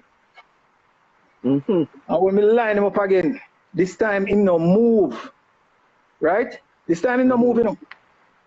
So when we come back and I ask him, warm to you? The man said, boy, I couldn't take another lick for you night, yeah, man. So here when do now, as me run in other race then, I run 6-4. Jody runs 6-6. Right? So here when do now, he can't sleep at night. And I see him pressure now when he put me under for how long, you know, man. You understand? The table turn, you know. So he call in tune and tell in tune, I say, boy, this is him tell me all of them something, you know. Say, boy, he might go up a aisle early in the morning and go buy the 4-wheel drive one with aisle have up there. So the tuner tell him, say, no, man, you don't need no 4-wheel drive. All you need is an automatic transmission. And then can't stop you after that. You understand? So, I saw him go automatic. And yeah, so he end up now where him actually rent the truck the next day, you know. He might tell me this, you know. He might tell me this. And he rent the truck from Mr. Campbell next day. And he run the car till a week and he couldn't better time. He couldn't better film 6-4 time. 6-6 time. Yeah. So you think so that would have convinced him and you know, say, yo, me just better than him on that day. You understand me? The man come to my house for a little interview, you know. And as you can go back on YouTube and see them. And one of my best friends, I do the interview. Original YouTube, Darren, aka Boss. See? So Darren, I do the interview now. So Darren was not the race. So Darren said, Mr. Jervis, Darren started, something happened a couple of days ago. What went on? The man started out and the man said, boy, well, Patrick gave me something and I had to take it. You understand me? And then the next word, but don't believe for 1 second, say Patrick car faster than mine. Or Patrick have more power than me. And I just say argument start again. You understand me? Come here and say after the man, go check in car to see. Can you say miss gear? So he go back up there by himself and he's still no better time. He's still no faster than me. And I beat him and I give him back all of the run them over and over. You understand me? And he's still not convinced. So we are the score if it's settled. And so Patrick, yeah. So you and Jody were rivals then, big rivals, for a bit. Yeah, man. So this is what happened now. We end up the Caribbean Championship race did a come around for the Dover thing, and Kevin had a link if he carried on the car them. So Kevin checked me now and said, "Boy, let's bring the car them to Jamaica, and whatever." I mean, I said, "Show me not really depend on the Jamaica thing, you know." Because that cost me too much money and now and rare and rare and them time, you know, we start off picnic and all kind of sitting in an equation and I said, you know, for deal with and all kind of stuff and I said, no man, you know, the car run awesome, you know, and Jamaica is a place to really make the car know, people know the car, you know, you come from Jamaica and then he start convince me and I say, all right, no problem.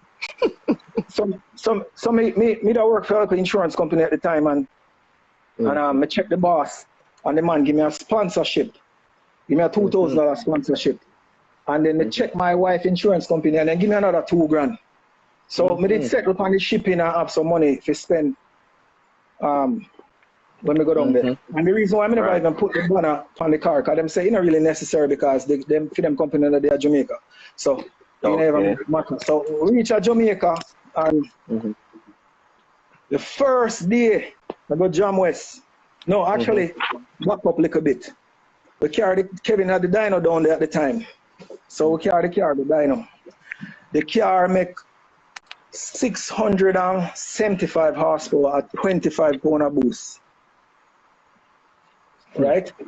And when we turn up the boost, the car now make 1 more horsepower. We turn up the boost to 30 pound or 29 pound. Yeah, the car now make the turbo done. So Kevin said he never seen a turbo done yet like that, or whatever. I say, yo, remember, you know, right now, you know, I'm me a steer the car, you know, because me give him theme time, and him tell me two up in hand in a year and say that's how far he could go. So, me not really want to hurt him feelings or mash him down or in any way, shape or form, right? Because he play a tremendous role in my success. You understand me? But at the time now, he left me at a spot where, I mean, you know, you needed that support and help. Yeah. And so now, when we go to boom now, me I consult with my guy in Australia. Everything the man tell me work. Every single thing. It's like the man did it. I do it himself. See? So when me go to boom now, and me come back a Cayman, order a turbo. Call Precision and me tell them what turbo me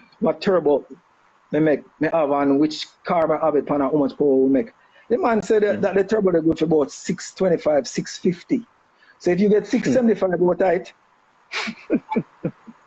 that's a lot. Because that turbo they only good for 800 horsepower to the wheel. Or something like that. To the flywheel. So me end up now come back a Cayman, buy a bigger turbo, a 76mm. So you never bothered the race when it came down the first? Yeah, man. Me race, man. This is when me go Jam West. Yeah, me go Jam West and run 10-0 at the time. Oh. That time 10-0 was off. Like 8 seconds now. Yeah, man, like 8 seconds now. Fast time. You understand me? Because 2009, 2010. 2010. I want to tell you, I was down there from 2005, and I'll time was like 10-5, 10-6. You understand me? And the first day me go there, me run 10-0. You understand? With the 675 horsepower. And me come back though. Yeah. Because Asafa have a R32 too. What was you remember Asafa best time? Yeah, man. I know Asafa 32. What was Asafa's best time again? I'm not sure because Asafa hardly race a car, you know, and he mostly like go race out of Burnham a Sunday evening time and something. I remember when I was in best. Yeah, I wonder if you would have the record for the fastest R32. Yeah, man, I'm me definitely, man. I'm the fastest. I'm matter of fact, I was the fastest 6-cylinder. I had the highest horsepower when I came back and put on the 76mm for 850 horses. We all we did was just overall the trim, put some more fuel on it. We not trouble it, nothing at all. More than we make 850 horsepower. But we never really 200 like how it make the power. So I told him, I consult my guy again, and him said to me, say, the plenum that me have on the car, what kind of plenum? I tell him, I send a picture and him say, no, the plenum they're too big. And he give me a dimension to come up and make an intake plenum. We're spy there with the plenum. So when they come up now, I make the plenum under the quiet, you know, I make Kevin know. And it go happen now where one second, Patrick. Yeah. All right, so for the person who's asking what time you run with what, right? You run 10-0 with this R32 that you see on the screen. Yes. All right? Yeah, which was a fast time at the time. We can tell you that. Right, so that time was so fast that I didn't even want to run 9s. You understand me? Yeah. So when I got some boom now, it was the biggest thing, man. Biggest thing. And the way I drive the car down there, just I mash up the fans in my head. Everybody love it, and it was just pandemonium. Impressive. Yeah, man, very impressive. People love it, very rare. And me started having some reliability issues with the car because should we normally run like a 1/8 mile, the car not go under half the stress it go like when it For the go under quarter. quarter, you know. So things start feel like, you know, drivetrain. But when I went to the finals with the Supra, it launched and I break the front diff and the car turned sideways, touched the wall down a jam again. Okay, I remember that incident, you know. Yeah, man, you remember that, right? So we came. And, so hold on, 1 second, Patrick. Is the dish that broke that caused the car to hit the wall? Yeah, man, the front diff. So when I go second gear, it busts the front diff, and all of the power just transfer to the back now and just turn the car sideways. Oh, okay. Because I was saying maybe it's spun out. You had a spin out. No. The front diff bust in the car. And send all of the power to the rear suddenly. Wow. And yeah, man. So we fix back the car, and we come and make the plenum, you know, under the quiet. So one evening a little brother come over there and him say, and Lima there. So him just come in now, he never knows me I hide it from Lima. I say, you done the plenum? And Lima say, which plenum? Which plenum? See him? So he puts come out of the bag and the plenum now, he had crashed his car at Dover, remember? Which one? The Evolution. He had crashed his Evolution at Dover. When we went that down. again? Kevin Lima. Oh yeah? I didn't remember that, you know. Yeah, one big accident him had, man, when him right off the Evo, lick out one wall down the man. Wow. And, yeah, man, and he was lucky, man, come out unhurt. And so he had bought a shell, and we were supposed to work on the shell together. But the shell that he bought, you know, it had nothing on it. Like, it was this complete shell. There was nothing on it. It was an old race car, but there was nothing on it. No brakes, no calipers, no diff, no nothing. There was nothing on the car. You understand? So normally we would have just go down from either Thursday evening or Friday evening when there's a race coming up. Because you know we have to work and things and race. So I took off some time from work because he wanted to work on his car. And because him helped me to work on my car, it's only natural that me go help him. And we help each other throughout the whole years in more than one ways. So when me take the week now because I know say me have the plenum to go down and put on, and through me build the plenum out ahead because I never have the car here, me on a measurements really. So I just build the plenum off of like a imagination kind of thing. When we reach down now, I realize the plenum I go up too much in the ear. Out of lens did me then now, you know. So me no know if we go carry this now, if we go get it cut and how me have to change up the pipe and all kind of stuff. So it take me a few days. Spy helped me out, carry me down at Victor Brown, and we do some work down there and come back. And by the time that now, he was in Kingston working on his car and me did supposed to. So I tell him the situation, what happened. And him say, boy, it's all right, it's cool. So I tell him, say, me have a mechanic out here. I can send the mechanic and pay him and make him help you. Him say, no man, that good man, really rara. So we end up getting the plenum put on the car. And we drove to the dyno where he had the garage. The garage where he had the dyno. And we end up put the car on the dyno. Now, normally with dyno the car in all of the gear, them, you know, first gear, second gear, third gear, to see how much power the car make. With the other plenum, the car made 300 horsepower in first gear. I think it made 5 or 400 and something in second gear. Or something like that, if I remember correctly. This was the old setup, you know. So we put on the plenum now where the man tell me to put on. We make 500 horsepower in our first gear. 700 horsepower in a second gear. And we still make back the 800 and odd in a third. Massa, You want to hear Spire? You want to hear Spire run on a ball? Play no! Cause Spire gimmicks, man, you know. You understand? Yeah, man. So I say Spire, say Patrick, you go kill some people. You know, when they look, me say, yo, when the power come in, you know, man, and Ray and whatever, you know, man, I tell us, listen to me, man. Because the thing about it, you know, you want to make the power, you know, that's the reason why you want to make the power early, you know. You don't want the power late, you want the power dead. Too late. That's why you see the nitrous, you have to use the nitrous so you can get the power from wake it up. Yeah. So this car has never run nitrous.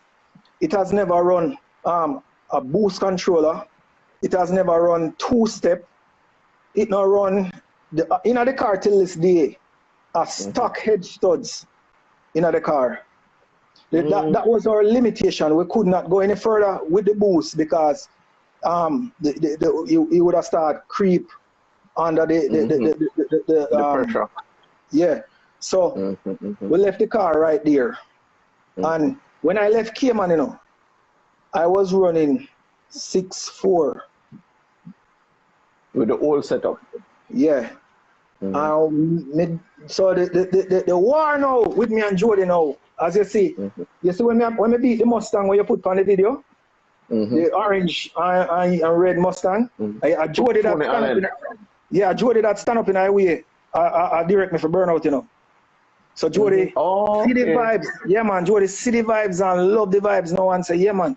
And him bring down Theme Car now and the war start again between me and him. So I did me go there then. Him get Theme time, you know. I want to tell you something. We're almost Sunday on the second hour now. So you know say we definitely have to go a part 2. Yeah. After this I'm gonna wrap up. So when we go to boom now and take on Jody, I'm gonna beat him again, and me come back a Cayman, and the car runs. The car start go down in at the time now 6.3, 6.2, 6.1, and so on, and it end up where we reach 6.0, and one night. All me that work on was just the traction. It wasn't power, just to get the car leave and stay straight. And we do some work on the back end, and it paid off. Went to the track, and the first pass me make, I realized that the car stable as hell. And I said, what?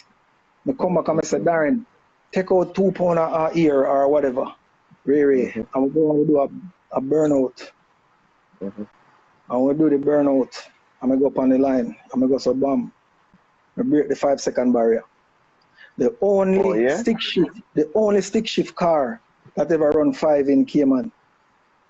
You understand? Up till this day? Till this day. And it's the only stick shift car, 6-cylinder, true Skyline that ever run 5s in Cayman. Till this day. Nobody else has ever done it. For persons watching, remember that Cayman has a 1.8, right? Yeah. Not the quarter mile.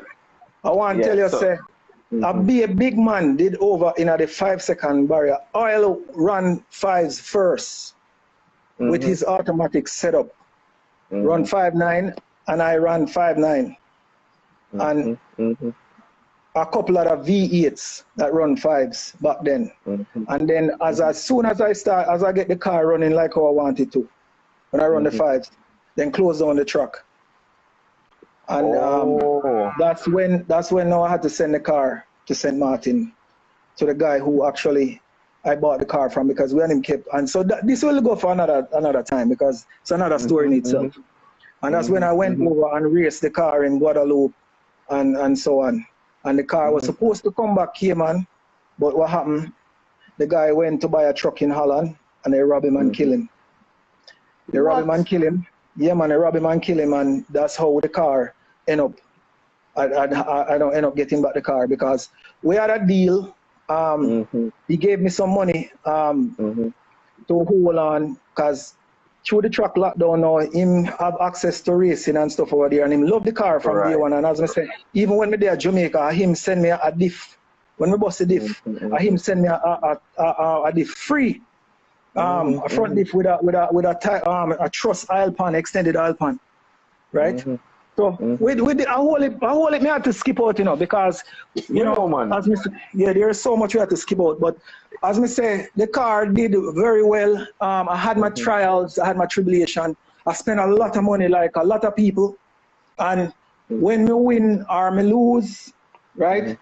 Me take me mountain and me give back mountain, but me never disrespect no man. Tell them about them parents or we attack car argument. And if we could have just keep it car argument, you mouth me, when you lick me, I may take it. Me have me sleepless night. When I lick me at Jamaica, me not sleep. I'm actually, I tell you, say, a man come here the early morning, come wake me up and say, boy, I'll pop your, sorry. You understand me? So I'm not saying nothing to the guy. I'm not run him away, I'm not do something. I just take me lick. You understand me? I'm not do nothing. Joe did the same thing. You understand me? So me in a racing for the fun of it. Me have my family where I live for and protect. And if it's going to get violent and stupid and personal, yeah, me not go do it. And that's one of the reasons why you see me hesitate until this day to actually go back out there in the foolishness. Because me tell Jody say, you know, when you run fives, right, me I go bring out the car. And when me carry out the car, after I run this car, which is the R33. Yeah, this is the R33. This is the first time the car I go truck. You know, this is a recent time, yeah. And when we go up there, the clutch give me problem. So I decided to say, I go just go home because I don't want it left in the road. Right? So when I drive past now, him that now, I also have to come with the old Toyota Skyline from Westgate. I say, yo, I don't look at it, I just laugh, you know, man. I just laugh and I just say, I mean, I tell you, say, he can't take things and he just always a chew fire and he can't take it. You understand me? And them things they cause the feud. You understand? Me and a man, me personally don't have no man up in my heart. Not at all. You understand me? Me not have me know say me and some man now go agree and him stay for him way and me stay for him way because him have him thing. It's only that one thing actually bring us together and a racing. And it happens sometimes we have to ray, but a man over there so and because if them never mention my name in a them interview, I wouldn't even call them name. You understand me? So me just say some things to just clear up and clear the ear and make you know what time it is. Him actually.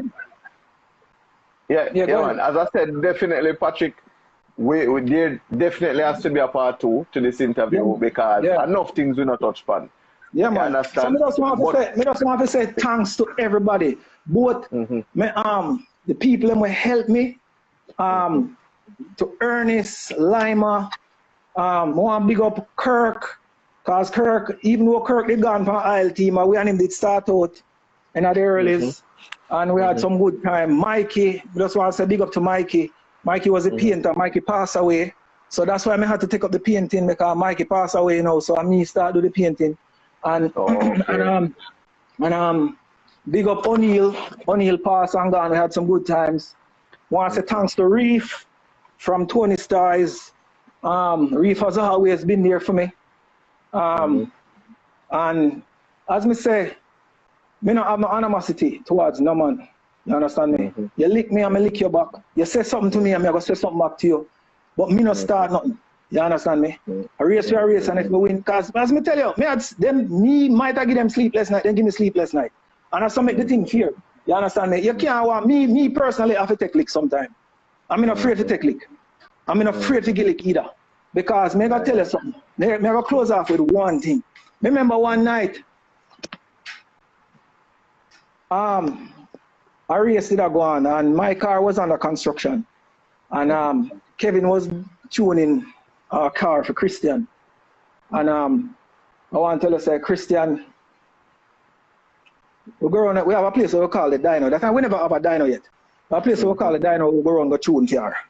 And we go around there and it happened where 2 of them I drive the car for how long up a Campbell, I run 7374. And I said, Patrick, you want to drive for the car? And when I drive the car, the man said, no man, you have to go drive the car at the race meet. So when we got the race meet now, them sign up and sign me up, but Christian him end up sign up too.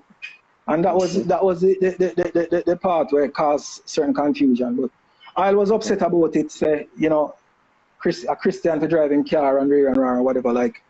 So the fastest time at the track at the time was like a 7-1, 7-2, 7-0. Cause these are the early stages. And in beat Chris, because I saw them, you know, they're psychological, you know. And Christian are coward, so I beat Christian before the race even start. You understand me? Because then he was in head. And so see him Spider come and say to me, say, boy, Patrick, take the car and do a time. You hear me? And me take that car for the first time on that track. I went from the 7.3 or 7.4 with them I run and did a 6.9. Which car was this now? This was an Evolution 3. So, when we drive back up in a man, at the Buju Bantans and the man them are playing a driver, don't stop at all. You understand me? So them look at things from early days, I driving the GSR. Tony style for me and say to me say, if it's a Hollinger gearbox, me have another car there because a big giant me join up the gear them, you know. You see when me get a car work properly, I am a very I mean, a machine and me come together as one. I'm a dangerous man. I tell you that. I mean, I have no fear. The only time I start nervous is when I know say, boy, gearbox na 100, but I hope that it hold up and rear or whatever the case may be. But yeah, man. So, as I said, I just want to say thanks to everybody. Whether me and you deal today or not, or whatever the case may be. Because as I say, life is a journey, and some people is just a part of the journey. You understand me? And everybody are going to do with you to the end. So whether it's a negative way to go out or a positive way, see them lose like 3 persons out of the crew by the what died, and I saw the thing set up. You know what I mean? That's part of life. So me just give thanks. Me just give thanks for still here and still have the opportunity. But I would like to see one day that we race in peace and love and respect one another. And just remember, say, if you say certain things about a man thing, a man will say certain things about your thing. And if you this way and I saw the thing set up and I saw the foolishness start. So sometimes if we all just low thing and just make all the carry them alone talk, it would be the best. Sure. I mean, look here, you know, drag racing is a sport in a way. Enough mountain running or enough you know. But the thing is, we have to know there's a limit. Yeah, man, and taking it personal. We have a disrespect man, mother and father and all kind of stuff and everything there. Me not join any kind of policy. You understand me? Me not do that because, you know, me respect your mother, me respect your father, and me not go down the road there. You understand me? Respect your family, me respect your yard, me not business with the yard. You understand me? Just know so me you come out, and if you tell me say you have to beat me because you have this or me go tell you say yo, me go beat you because me have this. I just saw the thing set up. So if we just keep it like that, everything would have been good. You understand me? But as me telling you, there is so much history because I mean there is so much me had to cut out. There is so much history in this racing thing. You understand me? As me I tell you, no, definitely. It's beyond measure. You understand me? So me had me fear sheer. I mean we were the one that kept this thing alive from '98. Me and Kevin Johnson and Malsham, Lance.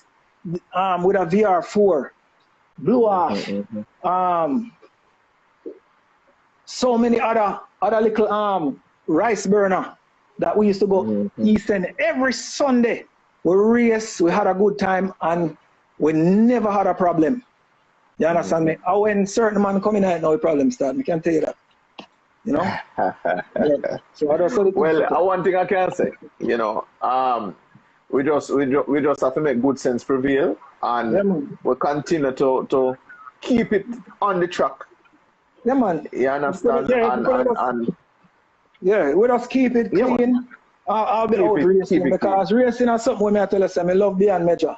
And at the same time, I love certain principle beyond measure as well. So, but me willing to give up racing just to make peace reign. You understand? Just to make peace. Yeah. So I just look on it and say, yo, sure. That's what they think. Because they think a dangerous thing, you know, and at the same time, you spend all of this money and entertain people, and you're going to get some backlash you get some backlash because no for time, you know, all the fans them, you know, that cause all our whole rivalry, you know.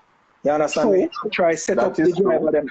Yeah man, try to go That is true. but tell the driver said this, a man said this, Said and he that. put the theme, put the theme way, you know, talk it truth. You understand me? So at them kind of True. thing that That's cause true. all kind of argument and rare and rara sometimes. So we have to just know how to deal with the thing. I know, say boy, we have a purpose I live for. If you're not on a purpose, me not go race with you, man. You understand? Well, before we let you go, Patrick, let me ask you these two questions. One, I already know the answer, but I see persons in the comment asking. Where's the car? Where's the R32 now? The R32, I tell you the truth, I don't know where the car is, but the car was lost in St. Martin. But the guy, my friend, because he got killed, you know, dead man tell no tales, so I can't go there and go claim the car. I actually got some stuff from the car, you know, because we had another close friend that knew everything, and he was trying to get the car, but the police would not release the car. He was trying to get the car back here. The police would not release the car, and even though I had the papers for the car here in Cayman, and I sent the papers go get them, because I still have the papers for the car here, they still wouldn't send it. You understand me? And I heard that his uncle came and took the car, and his uncle is from Dominica Republic. So I don't know if the car is in Dominica or the car is in Cayman. Or in St. Martin. The only good thing about it was that he had given me some money, not nowhere money near what I would have sold the car for, what the car worth, to hold on to, just in case. Lucky thing somebody did smart like that. This man actually bought me a first class ticket from here to Jamaica, from Jamaica to St. Martin. We stayed in St. Martin for a couple of days and then left to Guadeloupe to race. We spent a week in Guadeloupe. Nice guy, man, I tell you. But I them always say the good die young, you know? Yeah, man. Right. The plan was now to send back the car I came on, you know. You understand? Because the track had opened. And that was the plan to send back. And the December, I spoke to the guy. I have him WhatsApp, right? So I can show you. The last question I asked him, I said, yo, what's going on? This was the December that he died. And the man said, boy, in cool, they're Holland. And then is when I got the news from another friend. Said, boy, the man, they shot the man. They robbed him and shot him. He went to buy a truck. Because he's into trucking. He do a lot of trucking. He have a whole truck. Was St. Martin. Set up the monster. Yeah, man, them set up the man and kill him. And I saw the thing set up. So, as I say, I saw like yeah, man. So I just that the whole drama with the car. So for all who want say or speculate or whatever, them can speculate and say whatever they want. I have the computer right there, so I have the computer.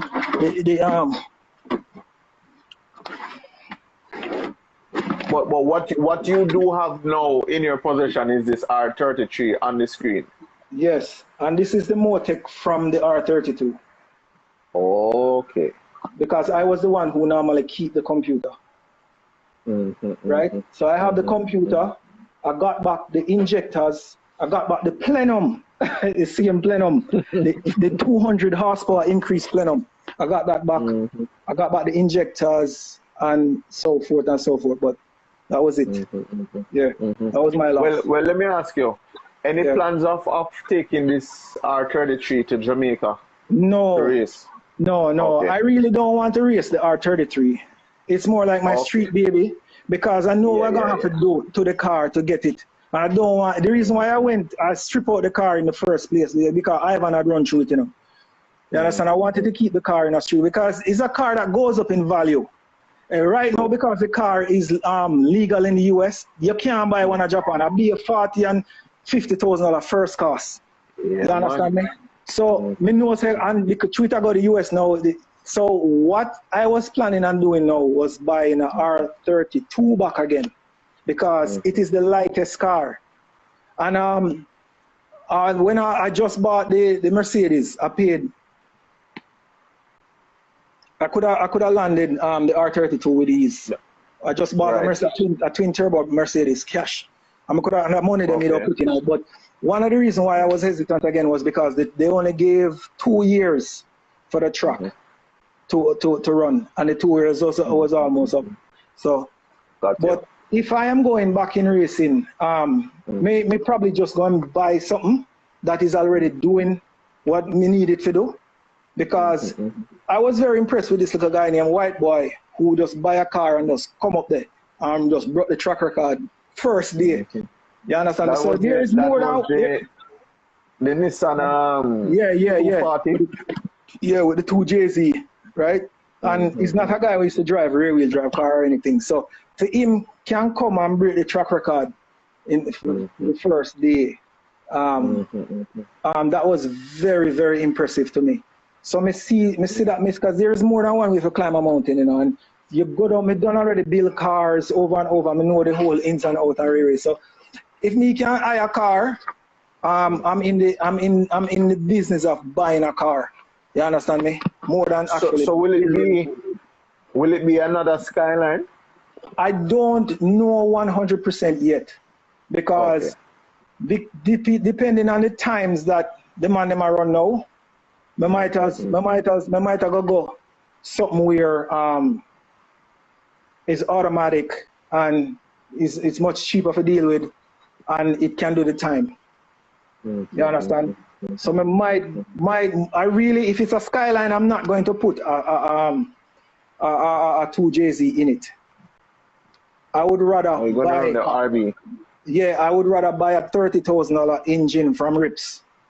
I'm putting that car, a 3.2 motor, than actually buy a cheaper JZ engine put in it.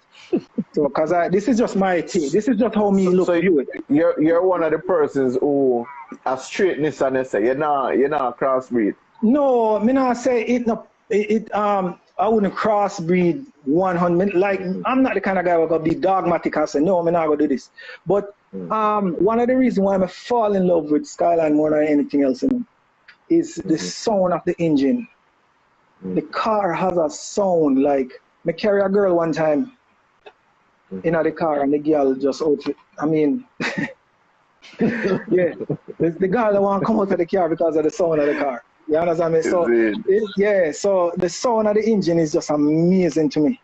So that is the reason why I want to stick with the Skyline, but the Skyline is very expensive to build and to do in comparison to a 2JZ setup.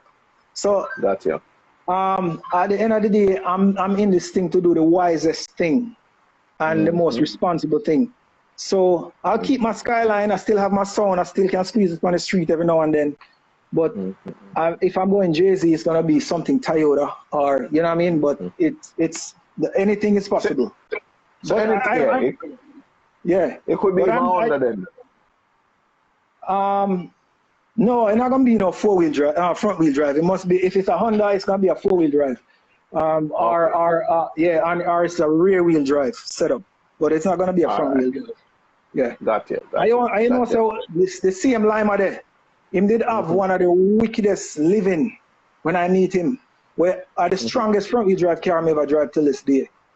He had it supercharged and turbocharged. Twin charge setup on it. Maddest thing, man. Yeah. So you need to bring him on to make him, because him knowledgeable. Him have him hard head ways. Yeah, man. I hope for people if you come on, man. Holy. So as I say, hopefully we can get some sponsors on board so we can run season 2. You know what I mean? But definitely we have to do a part 2 of your interview just to wrap up properly. You know what I mean? Yeah, definitely. Anytime. Just in the interest. Yeah, in the interest of time, Patrick, I'm just going to take 2 questions from the comment. We normally do a questions, session. Yeah, man. I listen every night, man. Yeah, I listen most nights. So just 2 questions from the comments real quick before we let go, Patrick. But in the meantime, Patrick, I just have to say, big up. I mean, thanks for your contribution to motorsports in Jamaica. A lot of fans.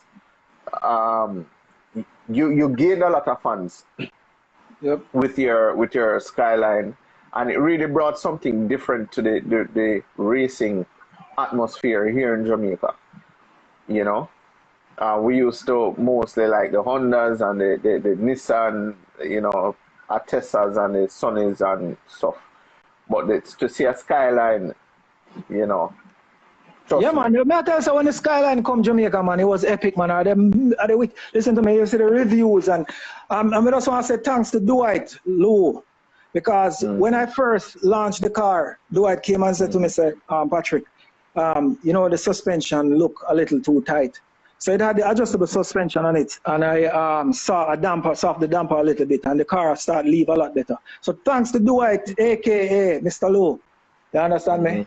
And everybody who helped me with the car in Jamaica, in Cayman, because that's one of the hesitant thing too. Again, you know, you need a good team, because a whole heap of work for race car and race car properly. You understand me? Well, because enough of the time, yeah. On that note, will you be racing in Jamaica anytime in the future?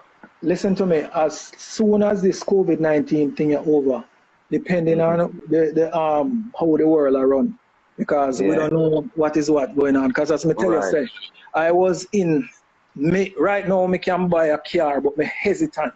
But me say me all look on all the R32 way full of works. You understand me? Where me they're so close to buy the car, but as me say, me don't know what I go on. You understand me? You can't take up $50,000 to spend by a car right now, first cost. You know them time now, right? And you don't know what is happening. But me serious, as in the sense that boy, I have the money, I'm ready to buy something. It's just as me say, me don't know why yet. You understand me? All right, cool. And as me say, I come out with something serious. Once I make up my mind, it's gonna be something serious. No play around thing. So would I love for you to go to the States and see a car run and just say, yo, you sell it, how much? And just pay him and just carry home same time. Same time. Yes. I know what you mean. I think they made a plan. You understand? Yeah. All right. I'm going to give you 3 questions and then we'll wrap up. Right? Yeah. One of them is if you can ever tune the R32. No. Euclid, when we go to Antigua, Euclid was trying to tune the car, but it wasn't working out, and that's when Kevin took over and did the tuning. But Euclid has been very instrumental in that car, you know. Euclid is the one that wired the car. Euclid, just let me tell you, the problem with Euclid and me is that Euclid just don't care, yeah, man. You understand me? As in the last time I give Euclid a chance to tune the car, Euclid say, all right, I'm going to get the software sort out on the computer, so because he can't tune it with how the thing set up on the computer at the time. And all till this day, you understand me? So I know me, what are him, you understand me?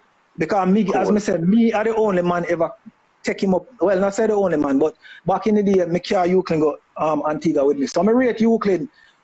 It's just that, you as me say, Euclid is a man like this. He like to do things one way, and if another way, they come like a highway thing. So we can't force a man to do it in one way. You understand? So yeah, man, but Euclid, as me tell you, right now, me have an issue with the car, and a Euclid come sort it out. So big up to Euclid, and for whatever it is, you understand me? But yeah, Euclid, man, Euclid, I rate Euclid, no doubt about it. Euclid just need to just take the thing to the next level. Yeah, so next question. Next question, if you ever raced Craig Lowe before? No, never raced Craig. Cool. Last question now. What's the best time on the, I say half mile here, but I know it probably be 1:8. Yeah, 5'9". 5'9". Cool.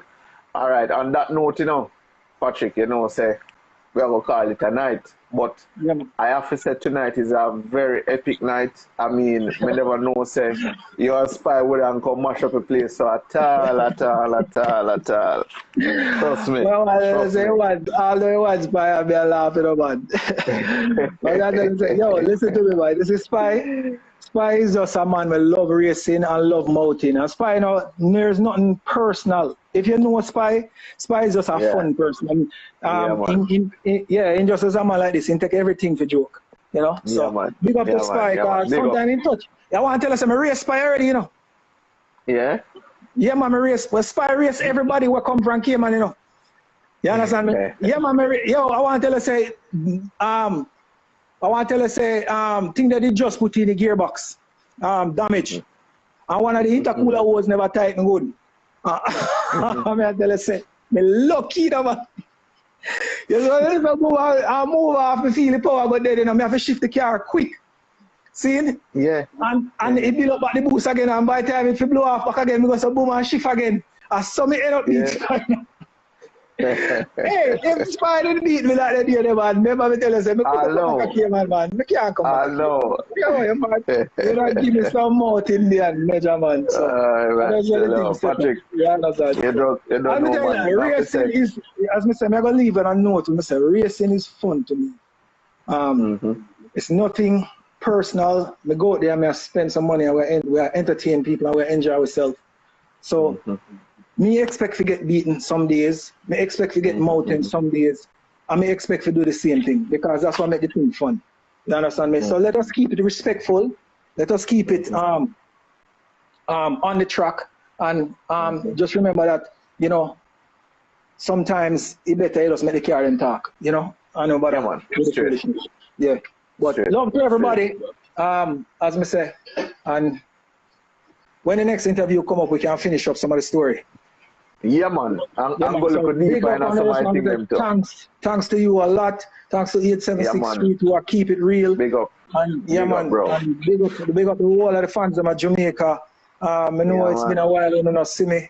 But as I say, things start out. Yeah. That's a good look. That's a good look. All right, bro. Take it easy. Stay safe. You know, bless up the family for me. And we'll definitely link up part two. We have the young ones and coming up, because Bryce born in a Skyline seat and all crashing night. And in love it, he watch racing morning, noon and night. He's a little boy. Listen, you never see a video, you never see a video when he shift the pole star. For him a baby. Alright, I'm going to send you a video. Yeah, man. What's up with me, man? Listen to me, man. So we want to teach you, look, a young one, them, you know, the love and the unity, and pass down the things that we can sit down in the stands and I say, look then, man. Me and Jody can sit down one day and say, boy, look there, look, Jody boy, I race against Bryce, and we can say, boy, look there. Look where we are coming from. Generation. Yeah, man, the next generation out there, and we enjoy. And that's my thing. Yeah, man. You know, but me not in the animosity and the foolishness and the bullshit, because you know, then take it down certain road, other road, it's not going to be a good road. So we just want to keep it right. Yeah. Straight. So the thing's set up. Yeah, man. All right. Now watch your face, my brother. Thanks a million. Yeah, man. Every time. And thanks again, everybody, for tuning in. Peace out and stay safe, everybody. Stay safe. All right? Don't know. Cool. Bless up, Patrick.